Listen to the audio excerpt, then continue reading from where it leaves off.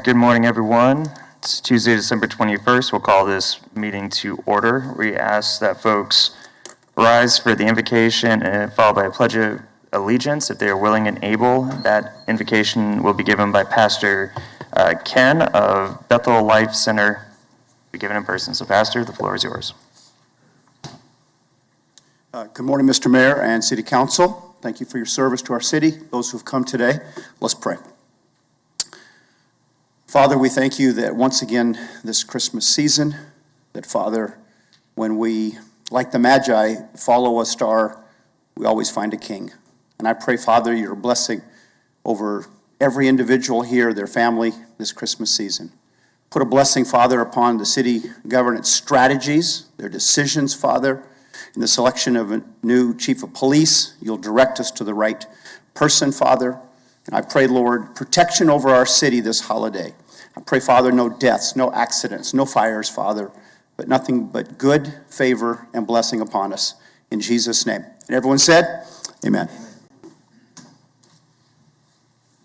I pledge allegiance to the flag of the United States of America and to the republic for which it stands, one nation, under God, indivisible, with liberty and justice for all.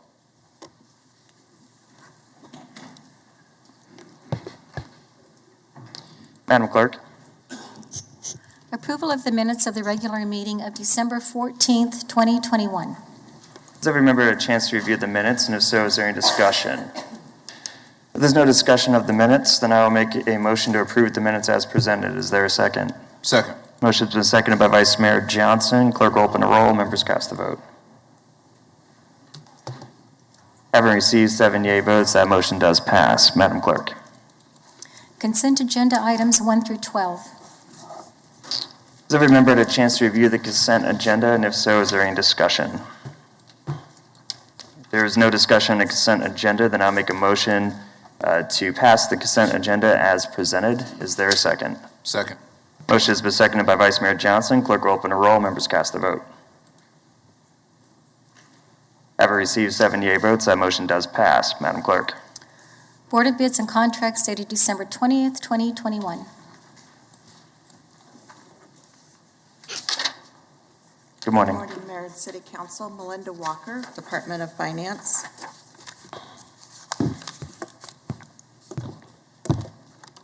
First, for engineering, we have paving Boston Harvest, College Hill, Plainview basketball courts, defer till next Tuesday. Wastewater Treatment Plant 2, boiler burner upgrades. Recommendation is CM3 Inc. for $78,744. For 2022 OP3 CIP microsurfacing and street repair, Vance Brothers, $2,631,250. For purchasing, we have to construct and erect Nomar Market Shade Structure, Snodgrass and Sons Construction, for an aggregate total of $117,205. For sweeping parking lots and garages, NCPM Inc. for $62,198, and Exhibit B for the itemized pricing. For generator maintenance, Central Power Systems and Services LLC for $37,825, and see Exhibit B for the itemized pricing for the annual contract. We have trees and stump removal, earth and arbor tree preservation, their aggregate bid total of $108,183, and Alfred's Superior Tree Service for an aggregate bid total of $96,605. For fire department, we have Motorola radios and parts, recommending Motorola Solutions for $2,101,666.93. Store server replacement for City Hall, Data Edge Solutions for $267,507. And our website to register as a vendor to do business with the city, and our current open request for proposals, and recommendation to approve the bid awards as recommended. Any questions for staff? Thank you. Is there any input from the public on this item? Seeing none, bring discussion back to the bench. Is there further discussion on this item? If there is no further discussion, I'll make the motion to take staff's recommended action to receive and file the report, approve the contracts, and authorize the necessary signatures. Is there a second? Second. Motion has been seconded by Vice Mayor Johnson. Clerk will open the roll. Members cast the vote. Having received 78 votes, that motion does pass. Madam Clerk. Petitions for public improvements. Morning. Good morning, Mayor and Council members. Gary Jansen, Public Works Engineering. The petitions for your consideration today represent 100% of the improvement district for each of the petitions, and all are valid per Kansas statute. The first set of petitions is for Sycamore Pond Edition, which is south of 47th Street South and east of Seneca in District 4. This property was platted in 2006, and the first phase was the only portion developed. The petitions for the additional phases are no longer valid. The developer submitted new petitions that will provide water, drainage, sewer, and paving improvements required for this new residential development. The other development is Clear Ridge Edition, south of Pawnee, west of 143rd Street East in District 2. In July of this year, the City Council approved petitions for water, drainage, sewer, and paving improvements. The developer submitted revised petitions with increased budgets to meet current market conditions, and again, that's for water, stormwater drain, sanitary sewer, and paving improvements. Staff recommends City Council approve the new and revised petitions and budgets, adopt the amending resolutions, and authorize the necessary signatures, and I'd be happy to stand for any questions. Any questions for staff? Seeing none, thank you. Is there input from the public? Bring discussion back to the bench. Is there further discussion on this item? If there is no further discussion, then I'll make the motion to accept staff's recommended action to approve the new and revised petition and budgets, adopt the new and amending resolutions, and authorize the necessary signatures. Is there a second? Second. Motion has been seconded by Vice Mayor Johnson. Clerk will open the roll. Members cast the vote. Having received 78 votes, that motion does pass. Madam Clerk. 2022 Park Facility Enhancements.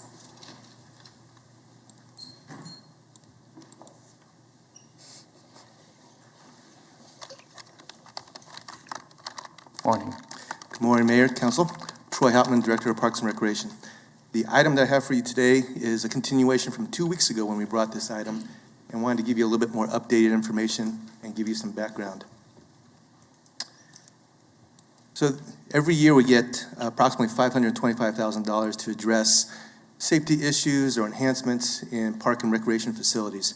And every year we go through a little priority session. We do a decision tool to kind of prioritize what areas need to be addressed.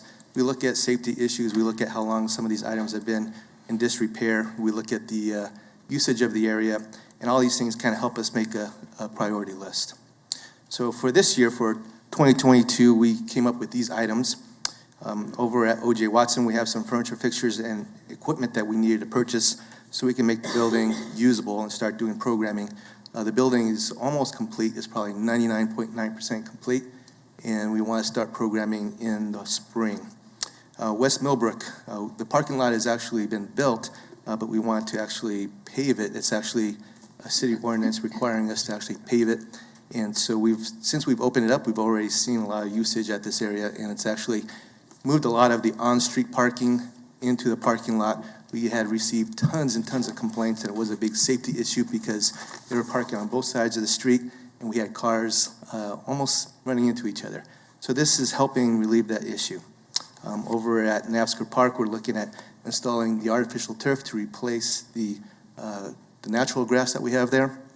When we did this installation 3 years ago, it's hard to believe that we did this 3 years ago at NAVSCR Park, there was a lot of questions about which direction should we go. So the design actually called for both of them, and we wanted to evaluate what is going to be the better value for us in the long run. So we're looking at the artificial turf because it saves us on mowing, it saves us on water, saves us on fertilizer, and it's actually, the artificial turf is being used a whole lot more than the natural turf. We will recycle or reuse all of the irrigation items. Parks and Recreation is known very well for recycling and reusing. get a lot of hand-me-downs, and we use them in other places in the parks. So it's not necessarily going to be a huge waste. Over at Woodard Recreation Center, we're going to be installing a security system and improving the flooring. We're going to be purchasing new basketball goals, but because 2 weeks ago you guys approved some of the donations that we received, some of the grants, we were able to move that money into the A-Price Woodard repair. So that's going to be the next item. We recognize that A-Price Woodard needs some repairs, and so something that's been long-standing need to be done, and so we're going to put that money towards that project. And then, if there's anything left over, we always get a lot of requests for more benches and trash cans.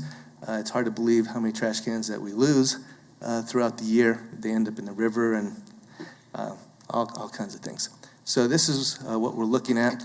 And then, to address Councilmember Cirillo's concerns about CLAP, we were able to identify $57,000. That was from the master plan, and Jen Long in engineering came up with this idea, and she's the one that identified the funding. This is funding that we didn't finish spending for the master plan, and so it's available to us to actually either secure the bridges or actually start removing the bridges. We did get a quick estimate, and it'd be about $10,000 to remove each one of the bridges. So I think we have enough money to do that, and actually this gives us a head start on the design and on the project over at CLAP. So actually I think it's going to be to our advantage to do this.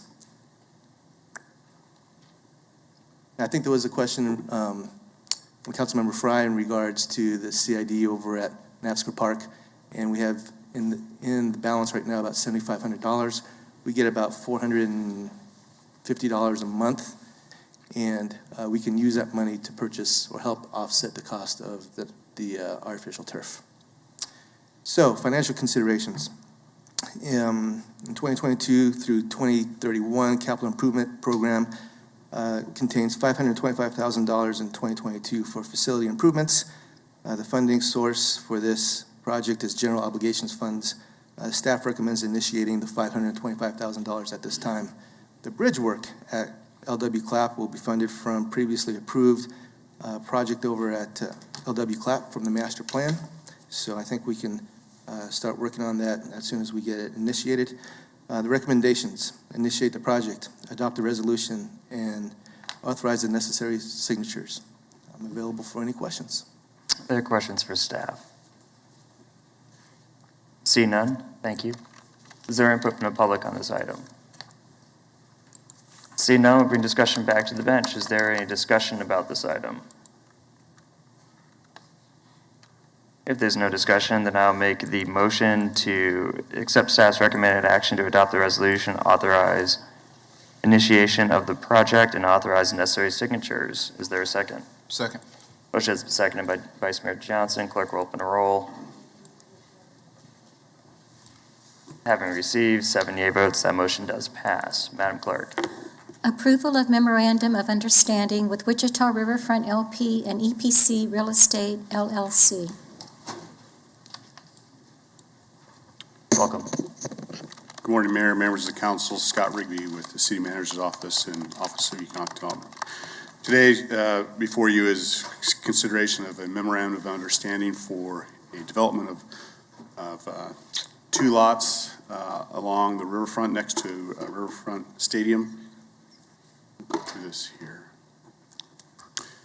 Back when we were developing the stadium sits on about 16 acres. The Riverfront Stadium roads and riverfront comprise about 4 acres, and about the eligible private development sites total approximately 4 acres on 6 development parcels.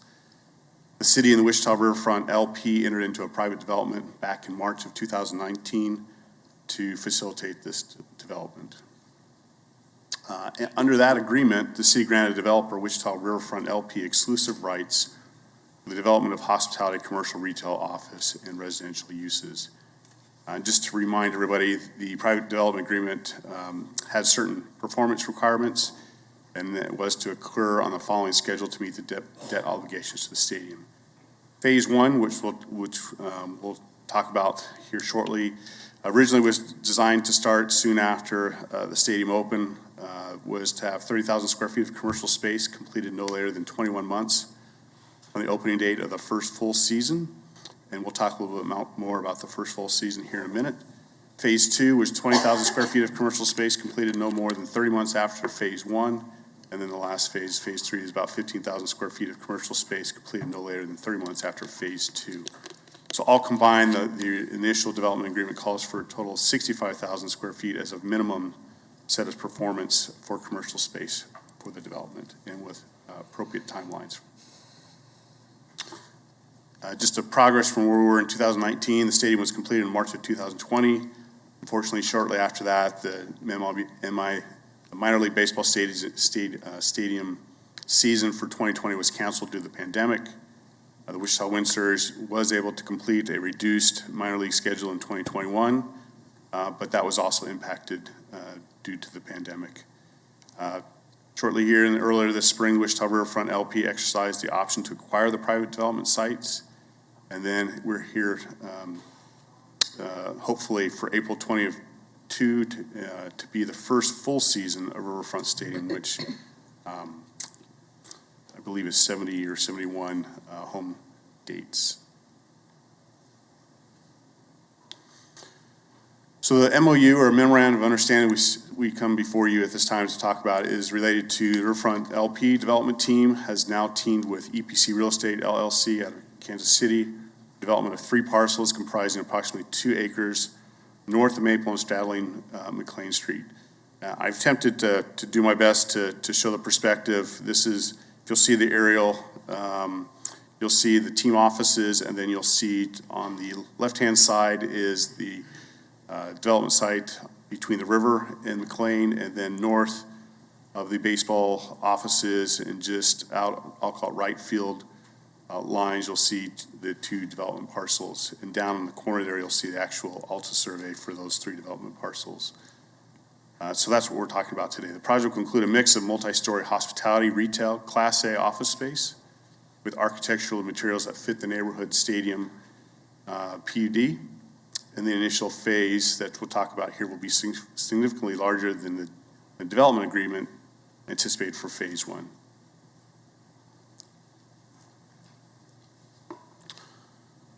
So the city developer have negotiated an MOU that establishes the rights and responsibilities of both parties in relationship to the project. The city will agree to provide certain benefits to the developer, provided that the developer satisfies specific program performance obligations. Under this agreement, again, it's to develop approximately 2 acres to meet specific performance measures and construction operation of the project. And the measures have been incorporated into the MOU and are summarized in the slides that we'll go through now. So Wichita Riverfront LP and EPC Real Estate have agreed under the terms of this MOU to construct a full-service, upscale hotel of not less than 6 floors and consisting of at least 150 rooms. They anticipate it to be closer to the 8 stories and construct a minimum of 55,000 square feet, a Class A office building with at least 5,000 square feet of ground floor retail. They will construct a parking structure consisting of at least 200 spaces. They will construct certain public riverbank improvements located approximately between Texas alignment and Maple Street alignments. The development, again, that's Wichita Riverfront LP and EPC Real Estate, will seek up to $4 million in state SPARK or ARPA funding for those public riverfront improvements. Those riverfront improvements would be open for the public usage. And then the milestones for the developments would be commencement of construction by summer this year of 2022 and completion by July 7th of 2024. In return, the city agrees to extend the following benefits. Tax incremental financing, or often called TIF.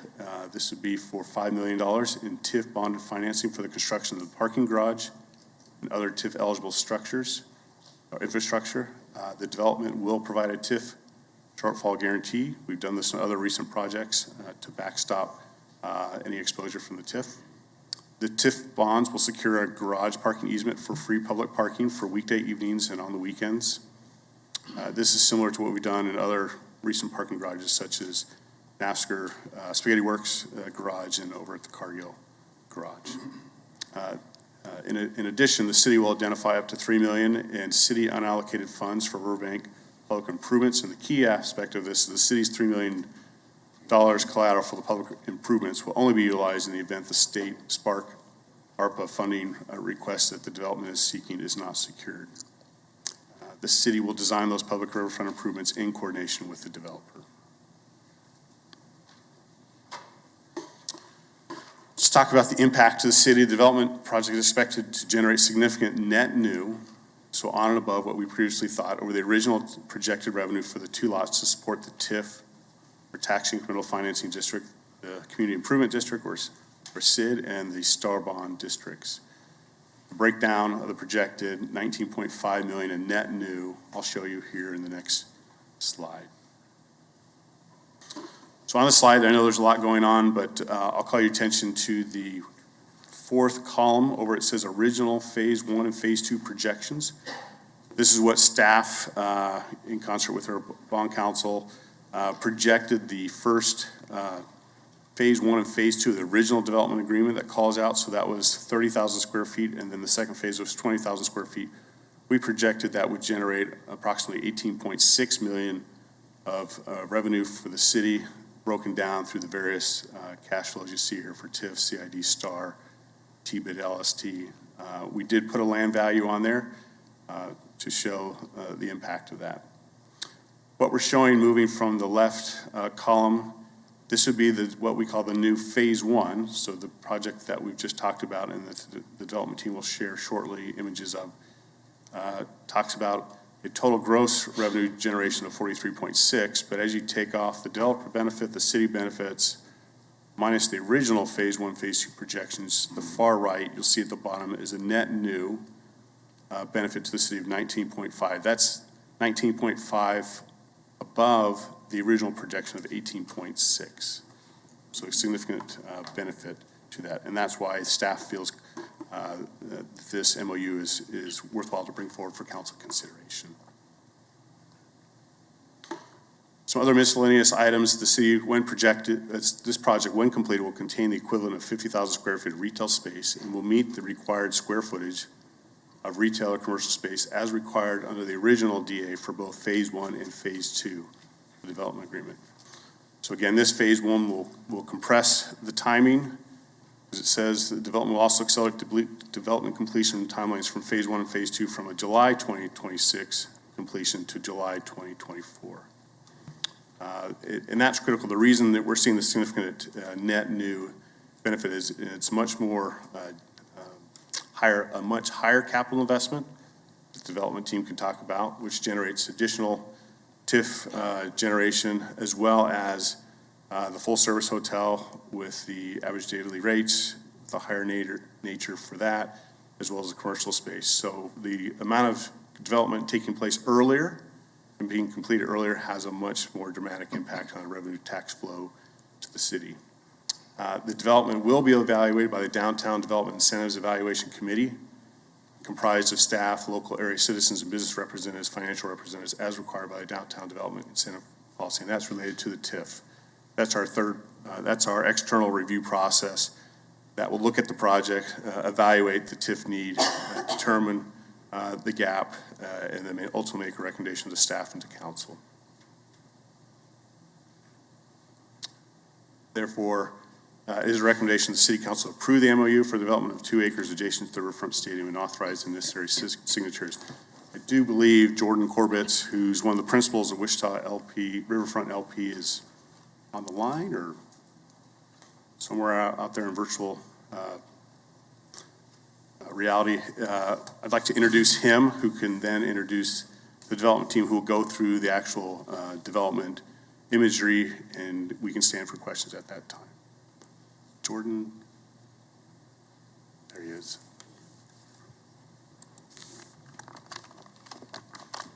Jordan, can you hear us? I can hear you. Can you hear me? We can. Welcome. Perfect. Thanks to Tyler for setting this up. And thank you, Scott, for laying the foundation here. Mr. Mayor, Mr. Vice Mayor, and members of the council. First, I want to thank you for the opportunity to address you virtually this morning.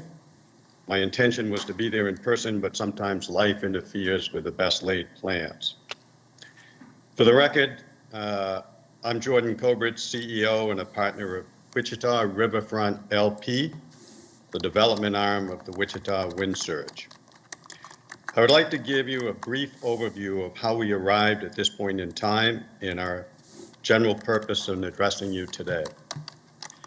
In the fall of 2018, the city approached us about the possibility of moving the New Orleans Baby Cakes, the AAA team in the Pacific Coast League, to Wichita. The city committed to building a new ballpark on the west bank of the Arkansas River, on the site of the then existing Lawrence Dumont Stadium. After some discussion, we agreed to relocate our franchise from New Orleans to Wichita. In addition to the requirement of a new stadium, the Pacific Coast League and Minor League Baseball conditioned approval of the relocation on the team obtaining the land surrounding the stadium that was not part of the ballpark footprint for development purposes.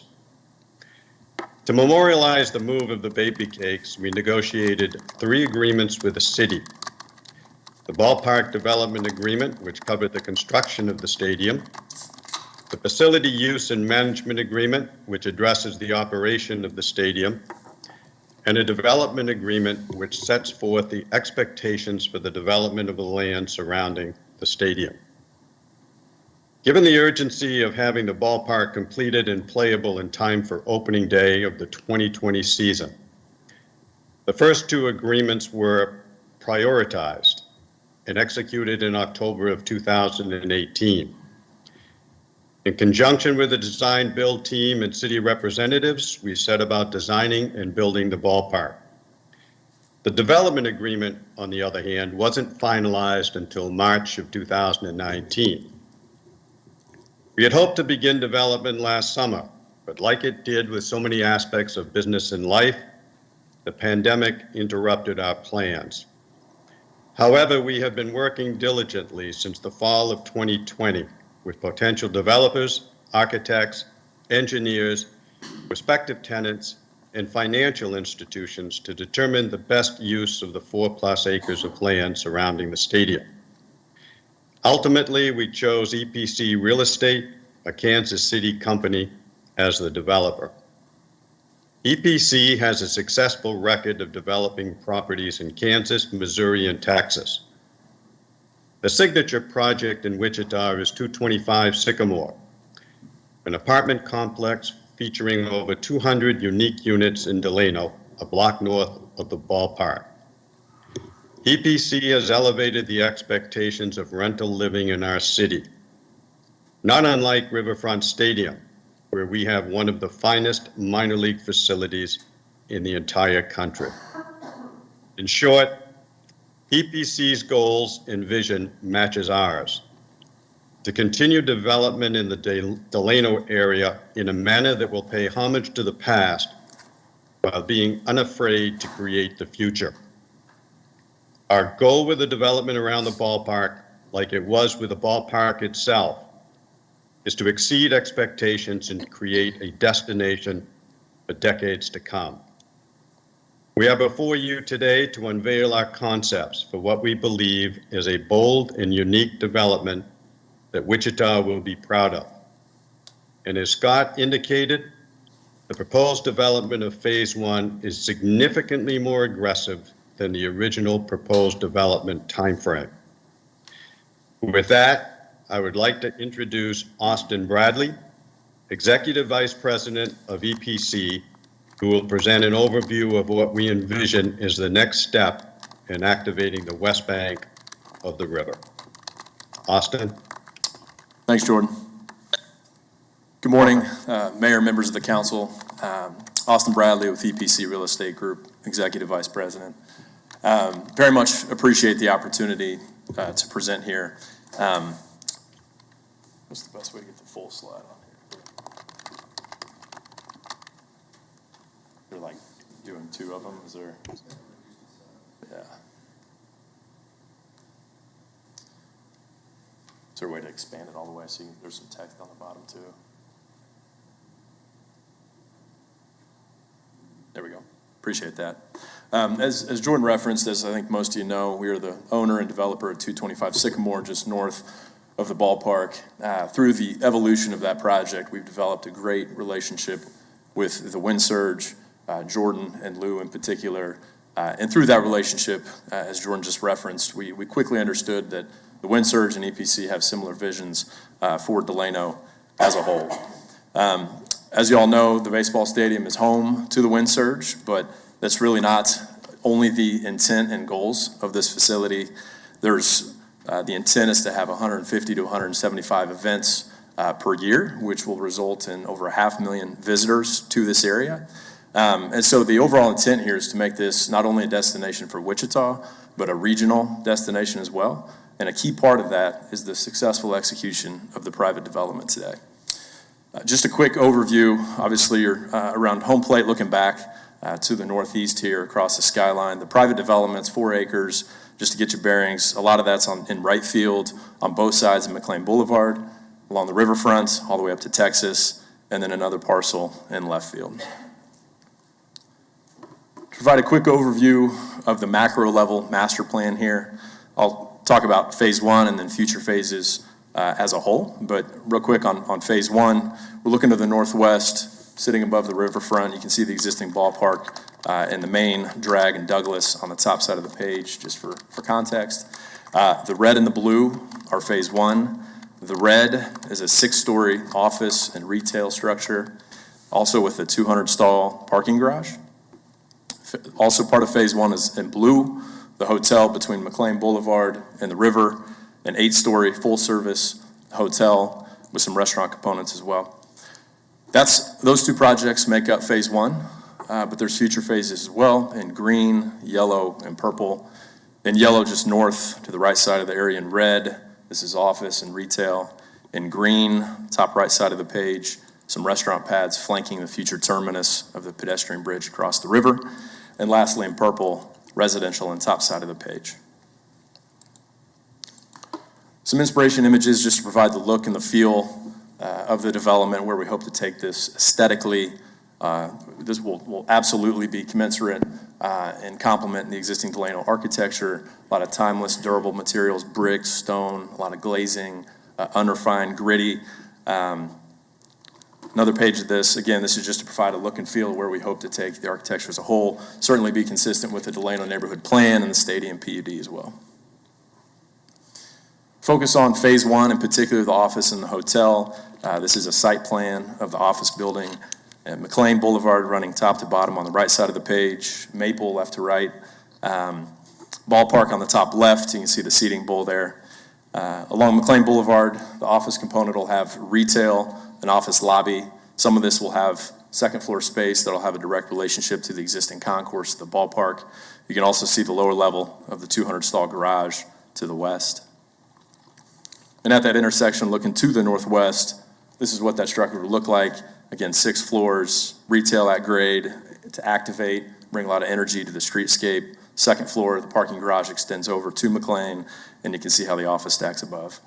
Pulling from those inspiration images, you can see the brick, a lot of glazing, the metal, and how we're intending to apply those elements to the architecture. Going to the baseball side, this is essentially if you're at the foul pole on the field, you have the seating bowl and the Dillon's patio in the foreground. None of this is going to change as part of this development.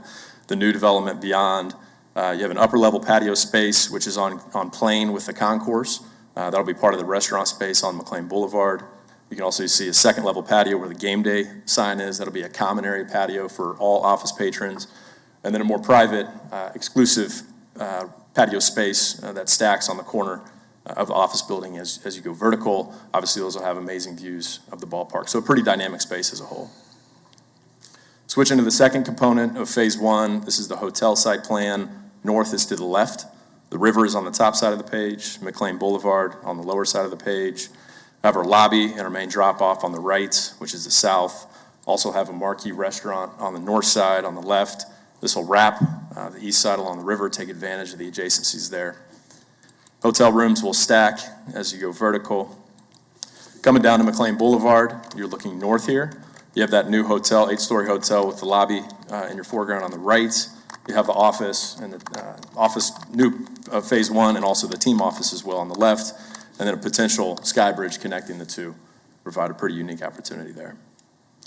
The intent of this image is just to provide, on game days when you close down McLean, the intent to bring energy, activity, very pedestrian friendly, so it's a pretty unique environment there. And lastly, for the renderings, if you're above the river looking to the west, you can see the hotel in the foreground. On the left, you see the rooftop bar, marquee restaurant at grade, 2 restaurant pads flanking the terminus of that future pedestrian bridge, and the existing ballpark beyond. Past the schedule for a minute and focus on these improvements here. Scott mentioned ARPA funds.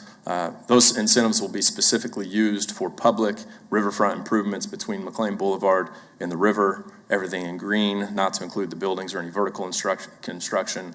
River Vista's done a great job at introducing some of those elements to the north. The intent is to bring those south with a direct connection and have a high level of connectivity. You'll have pathways, seating areas, patio spaces, and enhanced streetscape and landscaping as part of those improvements. Close on a schedule. I know Scott mentioned this, so I'll go through this pretty fast. Over the next 6 months, we'll be focused on entitlements, design, and documentation with the intent of commencing construction this summer, full completion 24 months thereafter. With that, I'd be happy to stand for any questions. All right, we've got a couple people on the board, so I don't know if the questions are going to be for you or also for our staff, but we'll start off with Vice Mayor Johnson. Thanks, Mayor. I don't know who would answer this question, might be you. With the construction, I was reading through the contract. Are we comfortable that those deadlines can be met? The supply chain, as I hear from a lot of developers, is crazy town right now. So is there any concerns about meeting those deadlines as written? Yeah, it's an aggressive schedule, and to your point, there's certainly a lot of uncertainties that are totally out of our control. We're committed to meeting those deadlines and doing everything we can, fast track, to the extent we can. So I totally understand, and we're living the challenges day by day, but we think we can hit those deadlines. Okay. Yeah. Councilmember Cirillo. Thank you, Mayor. I think my question is probably going to be for Scott. Pardon me. When did the use of the $4 million of ARPA funding come into play here, and how did that come about? Mayor, Councilmember Cirillo, the question came up is when we started discussing the development, there was a certain amount of public capital, private capital investment that would go into the project, and there was a certain request for city involvement. We felt comfortable that our commitment could stand for the parking garage because of the parking lease opportunity for free public parking. We felt there was a value for public improvements along the river. We just didn't feel comfortable we could commit the city to that. And so encouragement to the developer, and the developer expressed this as well, is they would approach the state to go after Spark ARPA. In the event that Spark ARPA funding did not occur, and we said we were willing to provide a collateral in the event that doesn't occur to be utilized for up to $3 million for those public waterfront improvements. But the goal is for them to go seek. I know they've had some plenary discussions with the state. If they're successful, then that would fund the riverfront improvements. If not, our commitment was up to $3 million. So at this point in time, the city is not using any of its $35 million that it received this year of ARPA funding for this project, correct? Mayor, that is correct. And thank you for clearing that up. That is not city ARPA funding. Okay, thank you. I'm clear. Thank you. Further questions for staff? See none. Thank you. Is there input from the public?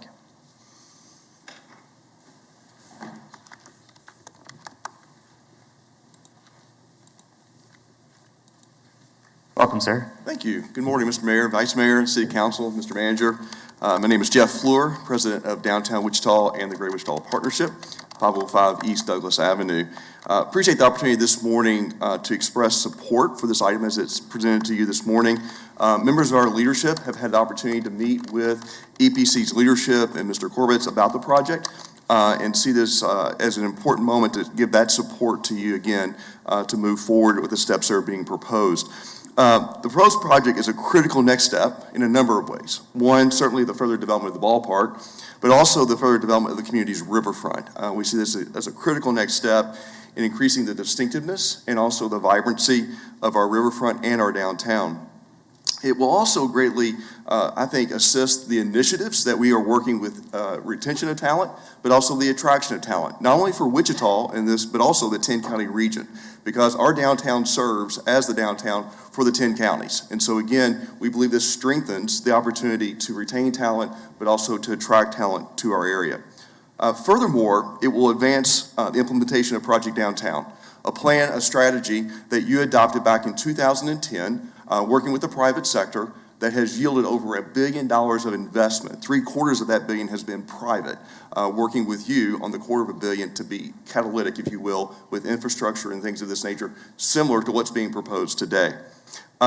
With Project Downtown, we have seen over the last 10 years the doubling of the residential base in our core. So now we have over 2,800 units available to our community to both offer for those to stay, but also to attract new. One of those projects being Sycamore 225 that was just recently completed by EPC in Delano. The other thing that's been happening is distinctive new parks. NASCAR Park, which is completed, heard about continued improvements to it, highly utilized. In fact, I think for the lighting of the city, it was quite incredible to see the epicenter of activity that was there for that event. And also now Chester I. Lewis is under development as the front door of our new medical school in the core. We're also seeing office space, whether it may be renovations of existing, but it is being proposed today with new construction. Think about IMA coming back into the core in new construction along Douglas Avenue. Again, this building, opportunity again for new companies to come in, but also if other companies want to expand in our core, they are given that opportunity. We're also seeing expansions and attractions of new. I think that's the other thing that's really important. This last year, we were able to land a company from both the West Coast and the East Coast as net new, they locating in our city center. And that's because they had real estate options to be able to choose from. The other part that I think is really important to note is that our downtown is being recognized internationally now. It has been so done as far 3 times in the past decade about what's happening in our core, but importantly about where we're going. I was on a call yesterday with a city in Virginia talking about what's happening here in Wichita and how is it they may be able to emulate what they're seeing in our market. In addition, this project will help us realize the downtown market potentials we just announced within the last few weeks post-COVID. We see growth opportunities in residential, hospitality, office, commercial. This project helps us fulfill those market potentials. In addition, I think this will actually build upon the progress that we're seeing in our downtown, but importantly, I think it'll be a catalyst toward our future as well. Thank you. Thank you. Is there further input from the public?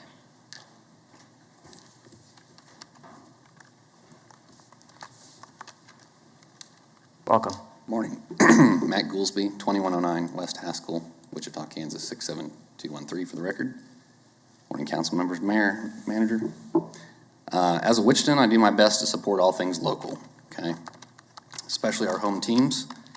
As many of you know, we leased a suite at Riverfront Stadium in much anticipation of continuing that support for all things local. I have to say we were less than impressed with the management and its operations. And it's to be understood with the pandemic and opening a new organization, 1 or 2 hiccups are to be expected when starting, like I said, any new organization. As a manager of an organization myself, our company, I'm ultimately responsible for all and any shortcomings with our organization. We're far from perfect, and we do miss the mark on occasion, but we work together to correct it. I cannot say we experienced that at this stadium. As the great Henry Ford said, most people spend more time and energy going around the problem than trying to solve it. While we expressed our concerns, issues, and possible solutions, we were ultimately asked to leave. I can go into more details upon request, but I feel the concern most relevant to today's agenda item is the funding mechanisms in place to cover the expense of construction and development of the stadium complex. One of those concerns we raised were around sales tax collections. As you all very well know, sales tax and revenue, or STAR bonds, are a financing tool that allows Kansas municipalities to issue bonds to finance the development of major commercial and entertainment and tourism projects. The bonds are paid off through the sales tax revenue generated by the development. In addition to STAR bonds, you all know as well, the stadium is located in a CID, or a community improvement district. CIDs allow the governing body to levy additional taxes to fund improvements in the district. Now, these two special financing tools function off sales tax. I can't speak for all the other suite holders or club level tickets or any of the other ticket holders, but it wasn't ever clear if we were ever charged sales tax for the suite. The agenda item you're considering today refreshed my memory and the confusion on the sales tax. At one point, I presumed, well, possibly the sales tax isn't collected on baseball games. So I researched and found on the Kansas Department of Revenue website a page titled Special Events, Craft Shows, and Trade Shows. On that site, it says, Kansas requires that all persons and entities making retail sales, collecting admissions, and or renting tangible personal property in Kansas must collect and remit sales tax even if selling only one time per year. Then I thought to myself, well, maybe it was included in the price of our contract. So I read our contract and it said the amount we paid was net. Possibly an oversight, but it was never listed on the invoices as well, so I researched some more. From the Kansas Sales Tax and Compensating Use Tax publication, KS 1510, on page 11, under Retailer Responsibilities, under the heading of the Cardinal Rule, in fact, it says, show the total amount of sales tax due was collected. Collecting tax from your customers, there are two acceptable ways to collect sales tax from your customers. The sales tax must be either separately stated as a line item on the invoice or included in the price of the item. If the tax is included in the price, it must be clearly stated to the public that price includes all applicable sales taxes. So while you consider this MOU this morning, I would suggest caution on the city pledging additional collateral of $3 million for Riverfront development if any additional state fundings are not approved. Since it's unclear how much sales tax was collected, or even if it was, I would suggest this morning any additional agreements be paused until a full sales tax audit could be completed by the state to ensure the team is in compliance with all requirements necessary to repay the bonds and investment we've made as taxpayers in this development. I stand for questions. I can email you the agreements and the invoices that clearly do state that we do not have sales tax collected from that purchase. So just to sum up your presentation, you have purchased a box. We had purchased a suite. A suite, and on that agreement, there's not a line item that shows the sales tax. In the contract we signed, nor the invoices that were provided to us. So we were under the impression that no sales tax was collected. Okay, and the concern, of course, is that sales tax that's meant to cover the debt of this isn't being collected. For the Star Bond project and also for the CID. Okay, Mr. Manager. Yeah. Mayor, first of all, I do know we were getting sales or Star Bond and CID revenue because we checked on that partway through the season to make sure the mechanism was in place. And there is signage at the stadium regarding collection of CID, but I don't know regarding the suites exactly, so I'm going to ask Jordan to address the council on that. Get more info on it. Thanks, sir. We appreciate you bringing this to our attention.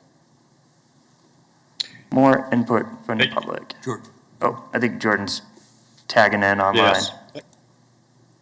Jordan, the floor is yours. Thank you, Mr. Mayor, and thank you all. If you go back and do the audit on the sales tax, as the state does on a regular basis, you'll see that we pay sales tax on the suites. We did not charge sales tax to suite holders. If Mr. Goolsby would like us to do that, I'd be happy to send him a bill. It would be to our benefit, of course, if he were willing to pay that. But at the current time, we do not ask our suite holders to pay the suite out of the price for the suite. We take care of that directly. Thank you. And Mr. Manager, does that correlate with the original plans and agreements for this? Does that make sense? It does, and I think Mr. Goolsby even expressed you can do it two ways. One, show it on the receipt. Second is to have it included in lump sum. So what I think Jordan is saying is they have a standard cost for the suite and they pay the sales tax out of that price. Okay. Councilmember Fry. Thank you. Just to clarify, Mr. Kuberts, are you saying that you're doing that for all suite holders? You're taking care of the sales tax, or just for Mr. Goolsby? All suite holders, except the city, of course. Further discussion? Vice Mayor Johnson. Thanks, Mayor. So I'm assuming Mr. Goolsby was saying that per state, law or policy that just has to be stated somewhere, and he was saying it's not stated on his contract or receipts. So that seems like a simple change to be able to add that to whatever paperwork to say that the team is covering that sales tax. Mr. Manager. Yes, we can work with the team to do that. With retailers, what we've done is always require signage at the facilities, and there is signage regarding the CID. Okay. Further discussion on this or further input from the public? See none, we'll bring discussion. Oh, sorry about that. Sir, welcome. Good morning, Mayor, City Council. Vincent Hancock, President, Delano United. Well, here it is. We're in December, and it's time for another December surprise. 2 years ago, that was the 1% for art. Staff had the opportunity to bring this to you in November. They could have brought this to you in January. They brought it to you in December in the middle of a 300-page agenda, which we always seem to get in December. Wonder why that happens. Also, so happens that this is yet another agenda item from the Office of ED that doesn't have any staff members named. Makes you wonder if the Office of ED has a problem with ED and they just don't have the cojones to put their names on these documents. It's very disgusting. In the document, it mentions that this development is going to be with the developed in character with the neighborhood. Now, last time I checked, look across the neighborhood, we have one obvious tall building. It's Friends University. It's been there since the late 1800s. I've worked maintenance in that building. It is 5 stories tall, not 6, not 8. So to say that a 6-story office complex or an 8-story hotel is in character with the neighborhood is a flat-out lie from your Office of ED. It talks about the impact of the city. The slide that we just had up there that's missing now, you'll notice that we had no renderings that show a view from McLean.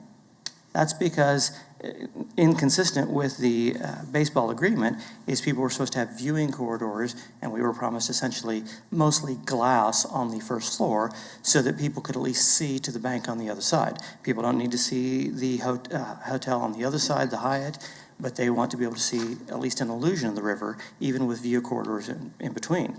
Funny thing, we don't have any renderings on that. Don't get me wrong, I love my baseball, I love Lou, I love EPC. Worked very tightly with them to get them into place. Just think we've got some edges that need to be honed off of this to get it correctly. And contrary to Jeff's opinion, evidently he's got an issue with sight. He can't see that there's a thick blue line in the middle of the map in Wichita. This baseball stadium is not downtown. It's in Delano. And to say that this project's design will be evaluated by, and I quote, the Downtown Development Incentives Evaluation Committee is wholly inappropriate. Absolutely inappropriate. We had a set of community partners who evaluated the original EPC project at 225 Sycamore. We had representatives of business, residential, representatives from downtown, representatives from Delano. Who's on this DDIEC and who put them in charge? Oh, wait, it was the Office of ED. This violates multiple democratic principles that we have in this nation. Equal justice under the law, taxation without representation, cats and dogs living together. Oh, wrong movie. It is up to you to decide if we're going to have time to fix this versus just when it's being thrown to us at the last minute. I strongly urge you to defer this vote. January, give us a chance to work on this. Let us have an opportunity to get rid of this DDIEC business, which is absolutely inappropriate, because although only 2 of you directly respond to my vote, all of you know the difference between right and wrong. And it's up to you whether today, the first day of winter, becomes a winter of discontent or the winter of our discontent. I'll stand for questions. So you're here on behalf of Delano United? Yes. Could you tell us what that is? Is that a neighborhood association or a business association? so fitting that you don't understand. No, I understand. I would like clarification. Clarification for the record, Delano United is somewhat of an umbrella organization where the Delano clergy, Delano neighborhood, and Delano businesses come together to raise everyone's boat. When there's something that's been brought to us by one of the groups, we can work together to say, does this benefit everyone? The ballpark, EPC, 225 Sycamore, all of those were great ideas because they involved the democratic process, multiple public meetings. When does this come before DAB? We all know that answer. And I think it should become at least before Jeff's DAB. So, and I just looked for clarification. I wasn't here, obviously, when the last negotiation of the ballpark was taking place. So please forgive the questioning. I'm not trying to throw jabs. That's fine. So was Delano United involved or at the table during the ballpark last time and now wasn't at the table this time? Or can you help me understand the... Right. There were multiple members of both the Neighborhood Association, the Business Association, and two in particular board members of Delano United sat on the committee which helped to get the EPC project in there. And then we, through participation in the neighborhood meetings, the multiple public meetings that were held about the ballpark, were able to be very much involved with that. Okay, Mr. Manager? Mayor, members of the council, Mr. Hancock and I worked together a long time. And council members Clay Combe and Bluebaugh were actively involved in the process as well. The Delano United and Delano Neighborhood Association actively involved from day one, most importantly though, involved in the preparation of the design criteria, design guidelines for the development around the ballpark. And that's ultimately what was brought forward jointly by staff and the Delano neighbors, and this to serve as the blueprint for all development that occurs in and around the ballpark. The issue of height has already been adjudicated. I believe it was, Scott can correct me, but it's already been through a process. And this height is consistent with what has been approved by, is it the Planning Commission, and as well as I believe the City Council, is that correct? So again, we're trying to stay consistent with past council action. If we were going to vary at all from those, we would have been actively involved with the neighborhood to talk about changes to the plan. So we brought it forward because we believe it's consistent with all of our planning, which was significant. Again, probably more than we have with other neighborhoods on development projects, but rightfully so because of the scope of this. Councilmember Bluebaugh. Thank you very much, Mayor. I'm pretty confident at our September meeting that we addressed all this with the height and the DAB and everything. And I know we had one meeting at the ballpark. I don't think it was that, I think maybe that was August, but I mean, I know, Vincent, you usually watch our DABs and stuff. We went through all this. The DAB, was there not an understanding then? Or I guess, because I don't want to surprise anybody, but I'm pretty sure that we went through all this. Right, and I understand the 2019 agreement. I was on the committee that helped put that together.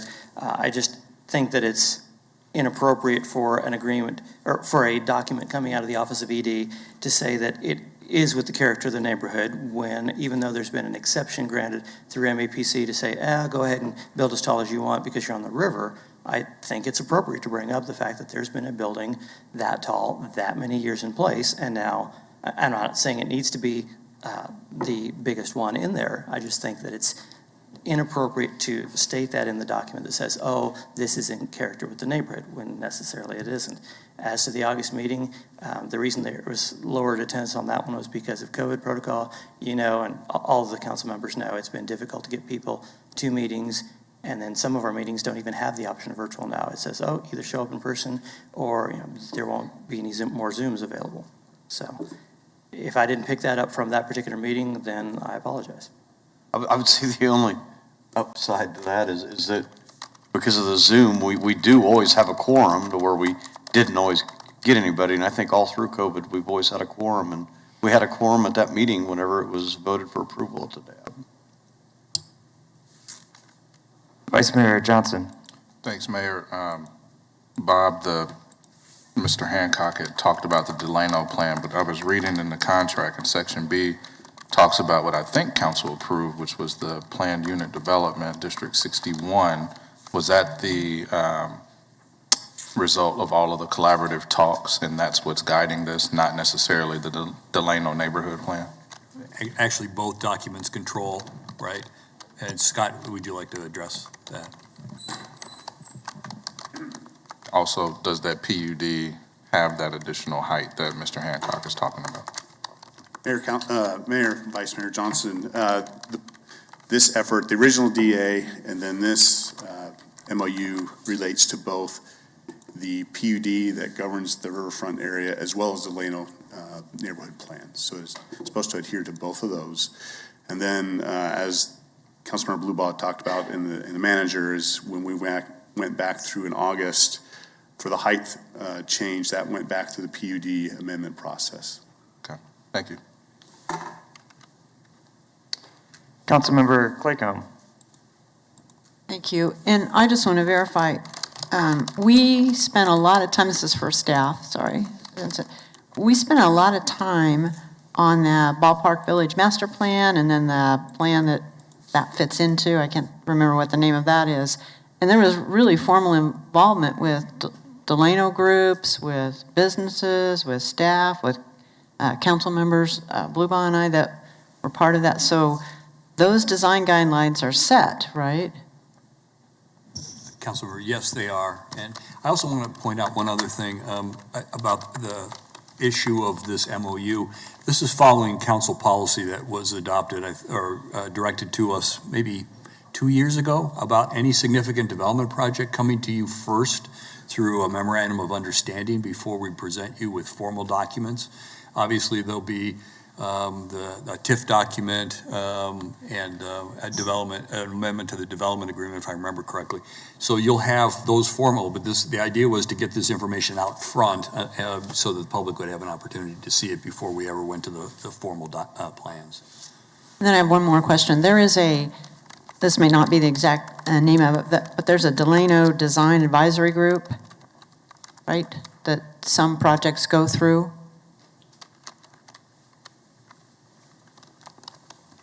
I don't know the official name, but Yeah, I can't generally remember. if projects are in the Delano area, we bring those through. Our planning, MAPD brings those through Delano involvement. And so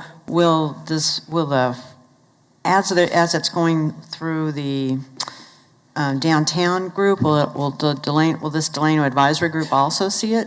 They can be involved as well. And just a clarification on the Downtown Review Committee, that is under a guidance of a project downtown, which requires if a project is seeking TIF funding to go through. So that's the process that sets out what review group reviews that. But then the city manager chooses who serves on that group. So it could be representatives of downtown or in the Delano area. So if we have business owners or people in the Delano area, as well as financial people who have knowledge of how to do development. Okay, thank you. Is there further public input on this item at this time? See none. We'll bring discussion back to the bench. Councilmember Cirillo. Thank you, Mayor. I just have one more question for Scott regarding the use of ARPA funding. What will be the notification process to determine, or how will the council be notified if the developers cannot find the use of other funding? I just want to make sure that this council and the city is notified if this $3 million of the city's ARPA funding is going to be utilized. Maybe I'll ask the city manager to respond to that. It would be, the council would have, if we were required to deliver on the collateral requirement, that takes an affirmative vote of the council. So that issue would come back to the council for a formal vote. Thank you. Councilmember Frye. Thank you. Mr. Hancock talked about the edges, so I'm going to nibble at some of those before I ask my own questions. First one, on the issue of the Spark money, it talks about $4 million being the ask. But if that doesn't come through, then we would do $3 million. Where does that $1 million come from that's missing? Or does the project get shorted $1 million and it's less than what we would like to do? I think that's a great question for the development team. What we've said is we'll do up to $3 million. I think there probably would be in Austin, or Jordan can respond to it, probably be some type of value engineering to find that gap between the 3 and 4 million. Okay, I would like that included in the MOU, once we get that defined. Secondly, we talk about the parking garage, and it says free public parking for weekday evenings and all day on the weekends. Will that also be for game day and event programs? Yes. Because right now, the surface lots that are managed by Wichita Baseball are not free. So I want to make sure that that is clarified in the MOU before we proceed. And then thirdly, we talk about the site improvements on page 5, item G, the pedestrian bridge to be constructed across the Arkansas River will terminate at a public plaza on the private development site at a location determined by the properties. I know we've got development activity north of Texas Street. I would think that that development would like to weigh in on the site location of it as well, so that it is consistent with both development and it's equitable, because that's a significant investment as well. So I would like to see that be a final determination by the council, or consideration. If I remember correctly, I believe the development agreement requires that with the group owning the property to the north. Well, I'd like to see that clarified too. And these are all things that I'm asking for. I don't know if the rest of the council would like this as a motion to support, but I'm just putting it on the table for discussion. And then lastly, I think Mr. Goolsby brings up a fair point. I would like to have some comfort in knowing that all sales taxes are being collected for these sites, because we know it's a significant investment that the taxpayers have put into it, and we need a full accounting. So I think that's a legitimate concern. So I just like some comfort in that. Sure, and absolutely. And we can work with finance and bond counsel who also reviews those. I think we get those quarterly reports from the state regarding STAR and CID collection as well. Back to your question about garage usage, clarification on to prevent, I'll call it overnight parking. What we've done is it's 5 a.m. to 2 a.m. So the gates open, goes to 2 a.m. And closes from between 2 and 5 a.m. so that there's no overnight parking, but it's weekday evenings and then weekends as well. For game activity, there may be a certain amount of parking spaces that are impacted on the surface of existing Maple lot. Any of those that are impacted would be, I'll call it, replaced within the parking structure so that those made whole and still be utilized by the team for the development site. But the rest of it would be for public parking. We do recognize, I think you'll see in the MOU that a certain number, I think it's up to 25, could be utilized for hotel usage, because we know there's only so much limited parking space along McLean. Yeah, I saw that. And again, just to be clear, I'm very appreciative of Mr. Coberts and Mr. Bradley bringing this revised phase to us. It's greater than what we anticipated, and I love the vision and the additional investment. So I have no qualms about any of that. I just want some of these questions answered before I can sign off on this MOU. Councilmember Fry, I apologize. I've got 3 or 4 items. What was the first one that you mentioned? Parking, the Spark money, the $4 to $3 million difference. Spark, thank you. Okay.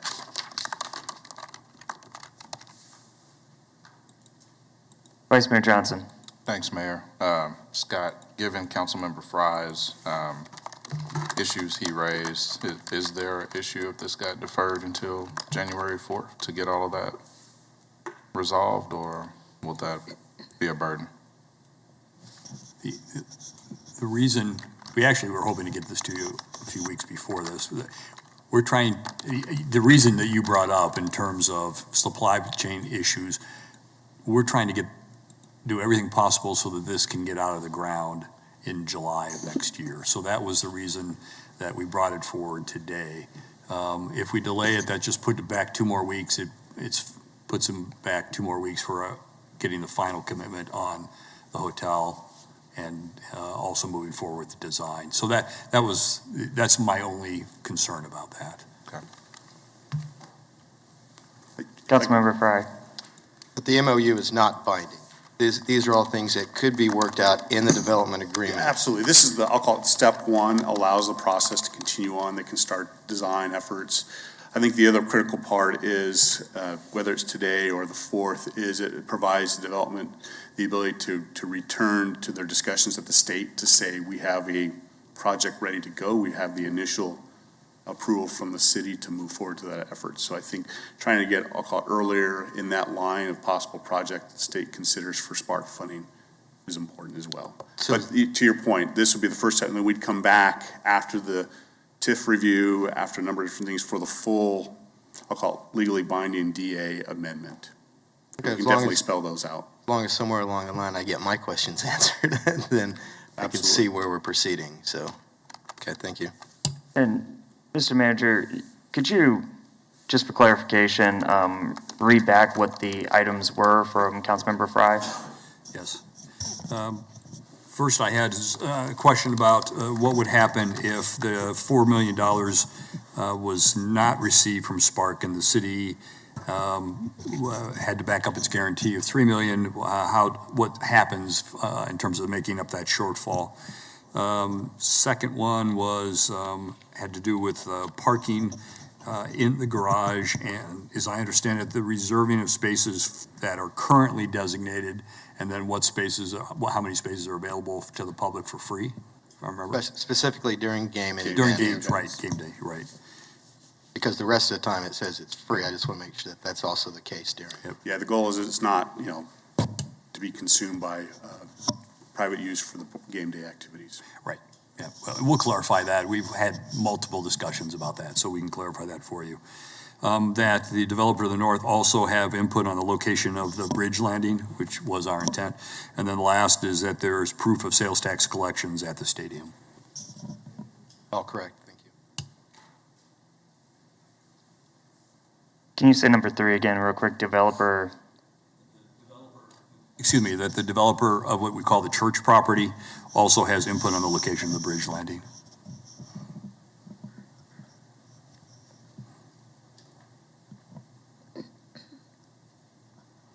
All right. Further discussion or questions of staff? Is there further discussion on this item? If there's no further discussion, let's go ahead and hand the floor over to Councilmember Blupog, as this resides in District 4.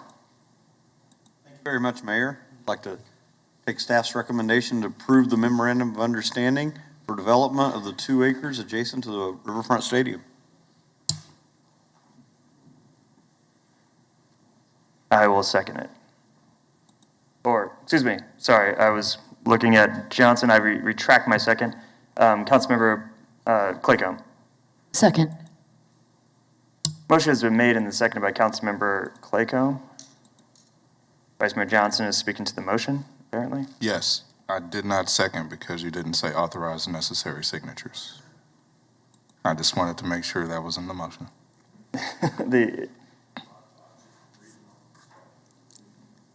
But Councilmember, just for a point of clarification, Councilmember Blubog, you are also in your motion authorizing necessary signatures?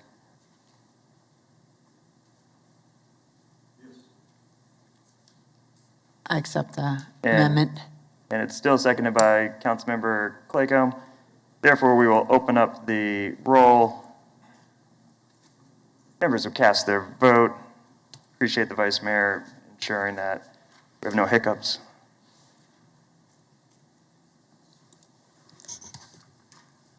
Having received 7 yea votes, that motion does pass. Madam Clerk.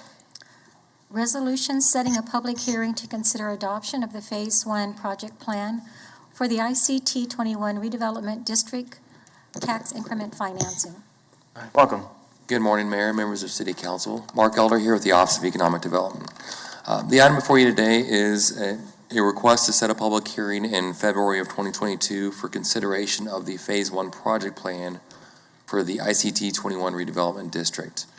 The redevelopment district was established back in November of this year, includes redevelopment of that former El Paso refinery site, and the overall project would include approximately 1 million square feet of new construction in that area, which would have warehousing, manufacturing, industrial, and transit facilities, as well as some potential retail along 21st Street. The developer would also be participating in the Wichita Spec warehouse program for some of their buildings. The Phase 1 project area would include areas 1, 2, and 3 of the redevelopment district, which are shown here with the lines. It would not include Area 4, which is along 21st Street, or the other grade areas that are on this map. This is a preliminary site plan of the developer's proposal for redevelopment in the area that kind of has a proposed layout of how the area would be developed. The proposed TIF improvements for the area would have new site infrastructure to support that development, as well as traffic signals along 21st Street as they become needed. And then there would also be proposed site preparation and site work that could be used for pay-as-you-go. It's a little more of a breakdown of the use of tax increment financing. This is how it's proposed to be used within the project plan. So a total of almost $6 million in TIF bonds, and that's a little under $5.5 million, and the infrastructure improvements and all the bonds would be guaranteed by the developer. But the project plan also includes a contingency in case any of those costs go up as they get into the work and the design of the project. The plan also includes $1.8 million of pay-as-you-go financing. So as the project develops and if the revenues that are collected exceed what is needed for those bond payments, the developer could be reimbursed for some of those site improvements that were made for the project. So with this today, again, the action is just setting a public hearing for February 1st of 2022. But I stand for any questions, as well as there is representative from the development team in the audience. Any questions for staff at this time? Seeing none, is there input from the public on this item? Seeing none, we'll bring discussion back to the bench. Is there further discussion on this item? If there is no further discussion, then the chair will recognize Councilmember Claycomb as this falls into District 6. Thank you. I move that City Council adopt the resolution setting a public hearing on February 1st, 2022 for consideration of the Phase 1 project plan and authorize the necessary signatures. Second. Motion has been seconded by Vice Mayor Johnson. Clerk will open a roll. Members cast the vote.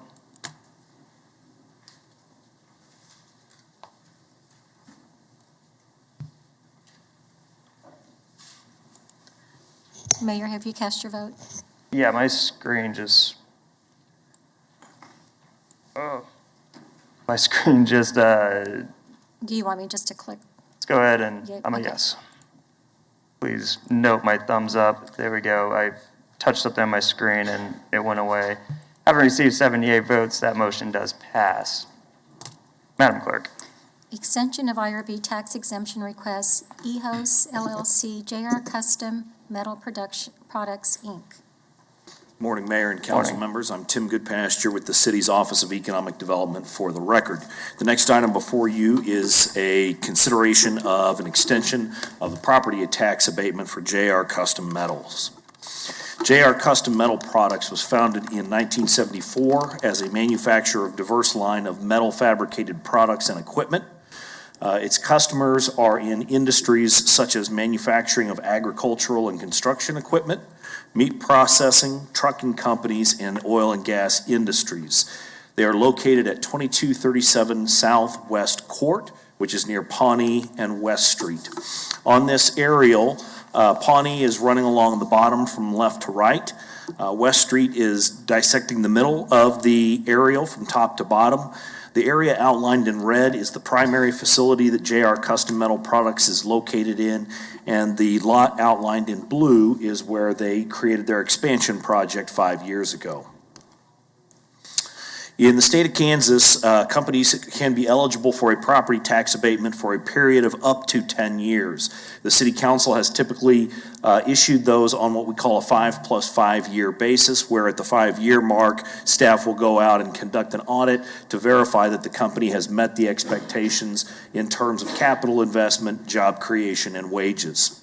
On May 17th, 2016, the City Council approved a 72.6% tax exemption on a 5+5 year basis for the construction of a 24,000 square foot new paint facility. The company invested $5.3 million to construct and equip this project. These two pictures are some of the interior of the paint facility that was built in 2016. On the left here in this picture, you can see some finished product, and on the right, you can see some product that is positioned to be moved into the paint facility. At the time this project was proposed, the company projected it would invest $5.3 million into the facility, which it did. It projected it would create 13 net new jobs. It has actually created 15 net new jobs, but the company also has 30 open positions, actually over 30 open positions. It was stated to be by multiple people when I was out on my tour that if they could find 30 welders tomorrow, they'd hire all of them. So there are a lot of open positions, which is a common theme that we're hearing with our companies. The projected wages were just shy of $42,000 a year. They actually exceed $43,000 a year. So the company has exceeded all of the projections that it had as a result of this project. An updated cost-benefit analysis was conducted by the Center for Economic Development and Business Research at Wichita State University, which showed an overall ratio of benefits to costs of 1.66 to 1, 1.54 to 1 for the city's general fund, and 1.93 to 1 for the city's debt service fund, all of which exceeded the original projections 5 years ago. Therefore, it is staff's recommendation that the City Council extend the tax exemption on the IRB financed property for EHOS LLC or JR Custom Metal Products for a second 5-year term. I would be happy to answer any questions. Are there questions for staff at this point? Seeing none, is there input from the public on this item? Seeing none, we'll bring discussion back to the bench. Is there discussion on this item? I guess one thing that's sticking out is the fact that we don't have 30 welders for them. So I'm hoping that as the new year comes and we look towards the buckets of ARPA funds, that we can come up with a strategic plan to partner perhaps with this company and other companies and create a program that would allow folks to get certified as welders. I mean, that would be something I think would be good for this company, but also in general. Could we perhaps work with our economic development department who has collected information like this to figure out, I guess, is there input from companies doing business in the city who are telling us directly that they need particular skill sets within a particular number of employees? Mr. Manager. Mayor, as you know, we've had, including yourself, had conversations with WSU Tech and the Workforce Alliance, and they're aware of the issue. I think it's not a matter of training, it's a matter of pipeline and getting enough people into the pipeline. But what we're hoping is that there'll be some projects as we move forward with the application process now, that those institutions will come forward with plans to be able to expand in these areas. Experiencing the exact same problem, not just with the suppliers, those in the supply chain, but also with the major manufacturers. Okay, well, I guess we'll back focus on this item. Is there further discussion? If there's not, then the chair recognizes Councilmember Bluebog as this item falls in District 4. Thank you very much, Mayor, and I'm glad to see this come back to us. Can't believe it's been 5 years already on this. Talk about a great business that was started in the 1970s in a garage in South Wichita, and it's the company that it is today. Big shout out to Patty and Jorge and everyone over there. And I'd like to take staff's recommendation and approve the second 5-year ad valorem tax exemption. Second. Motion has been made and seconded. Clerk will open the roll. Members cast the vote. If I can do this right this time. I've received 7 yea votes. That motion does pass. Madam Clerk. 2022 contract renewal with Visit Wichita. Welcome.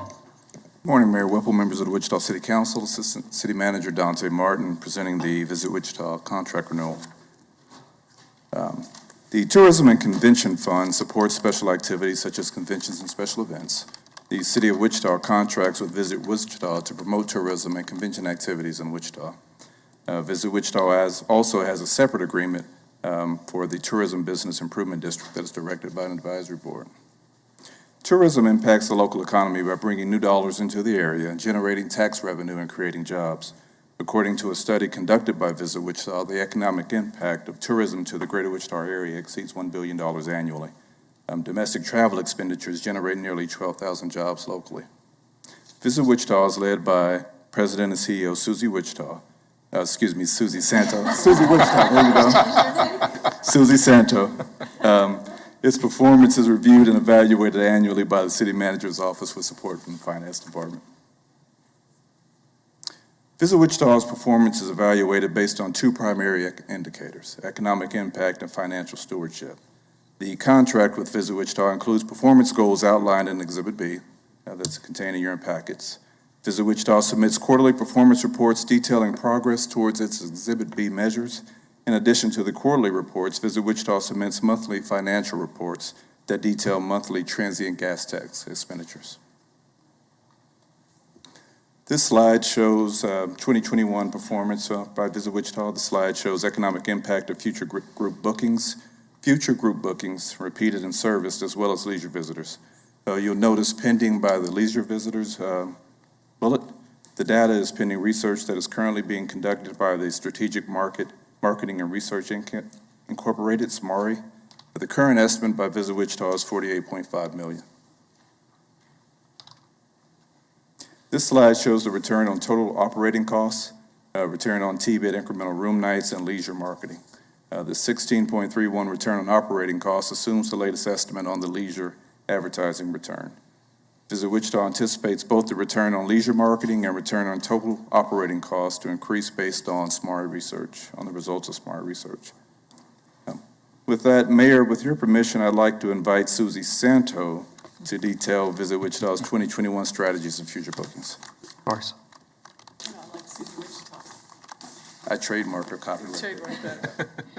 Thank you, Dante.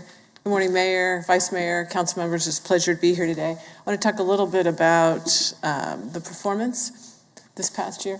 Am I doing this?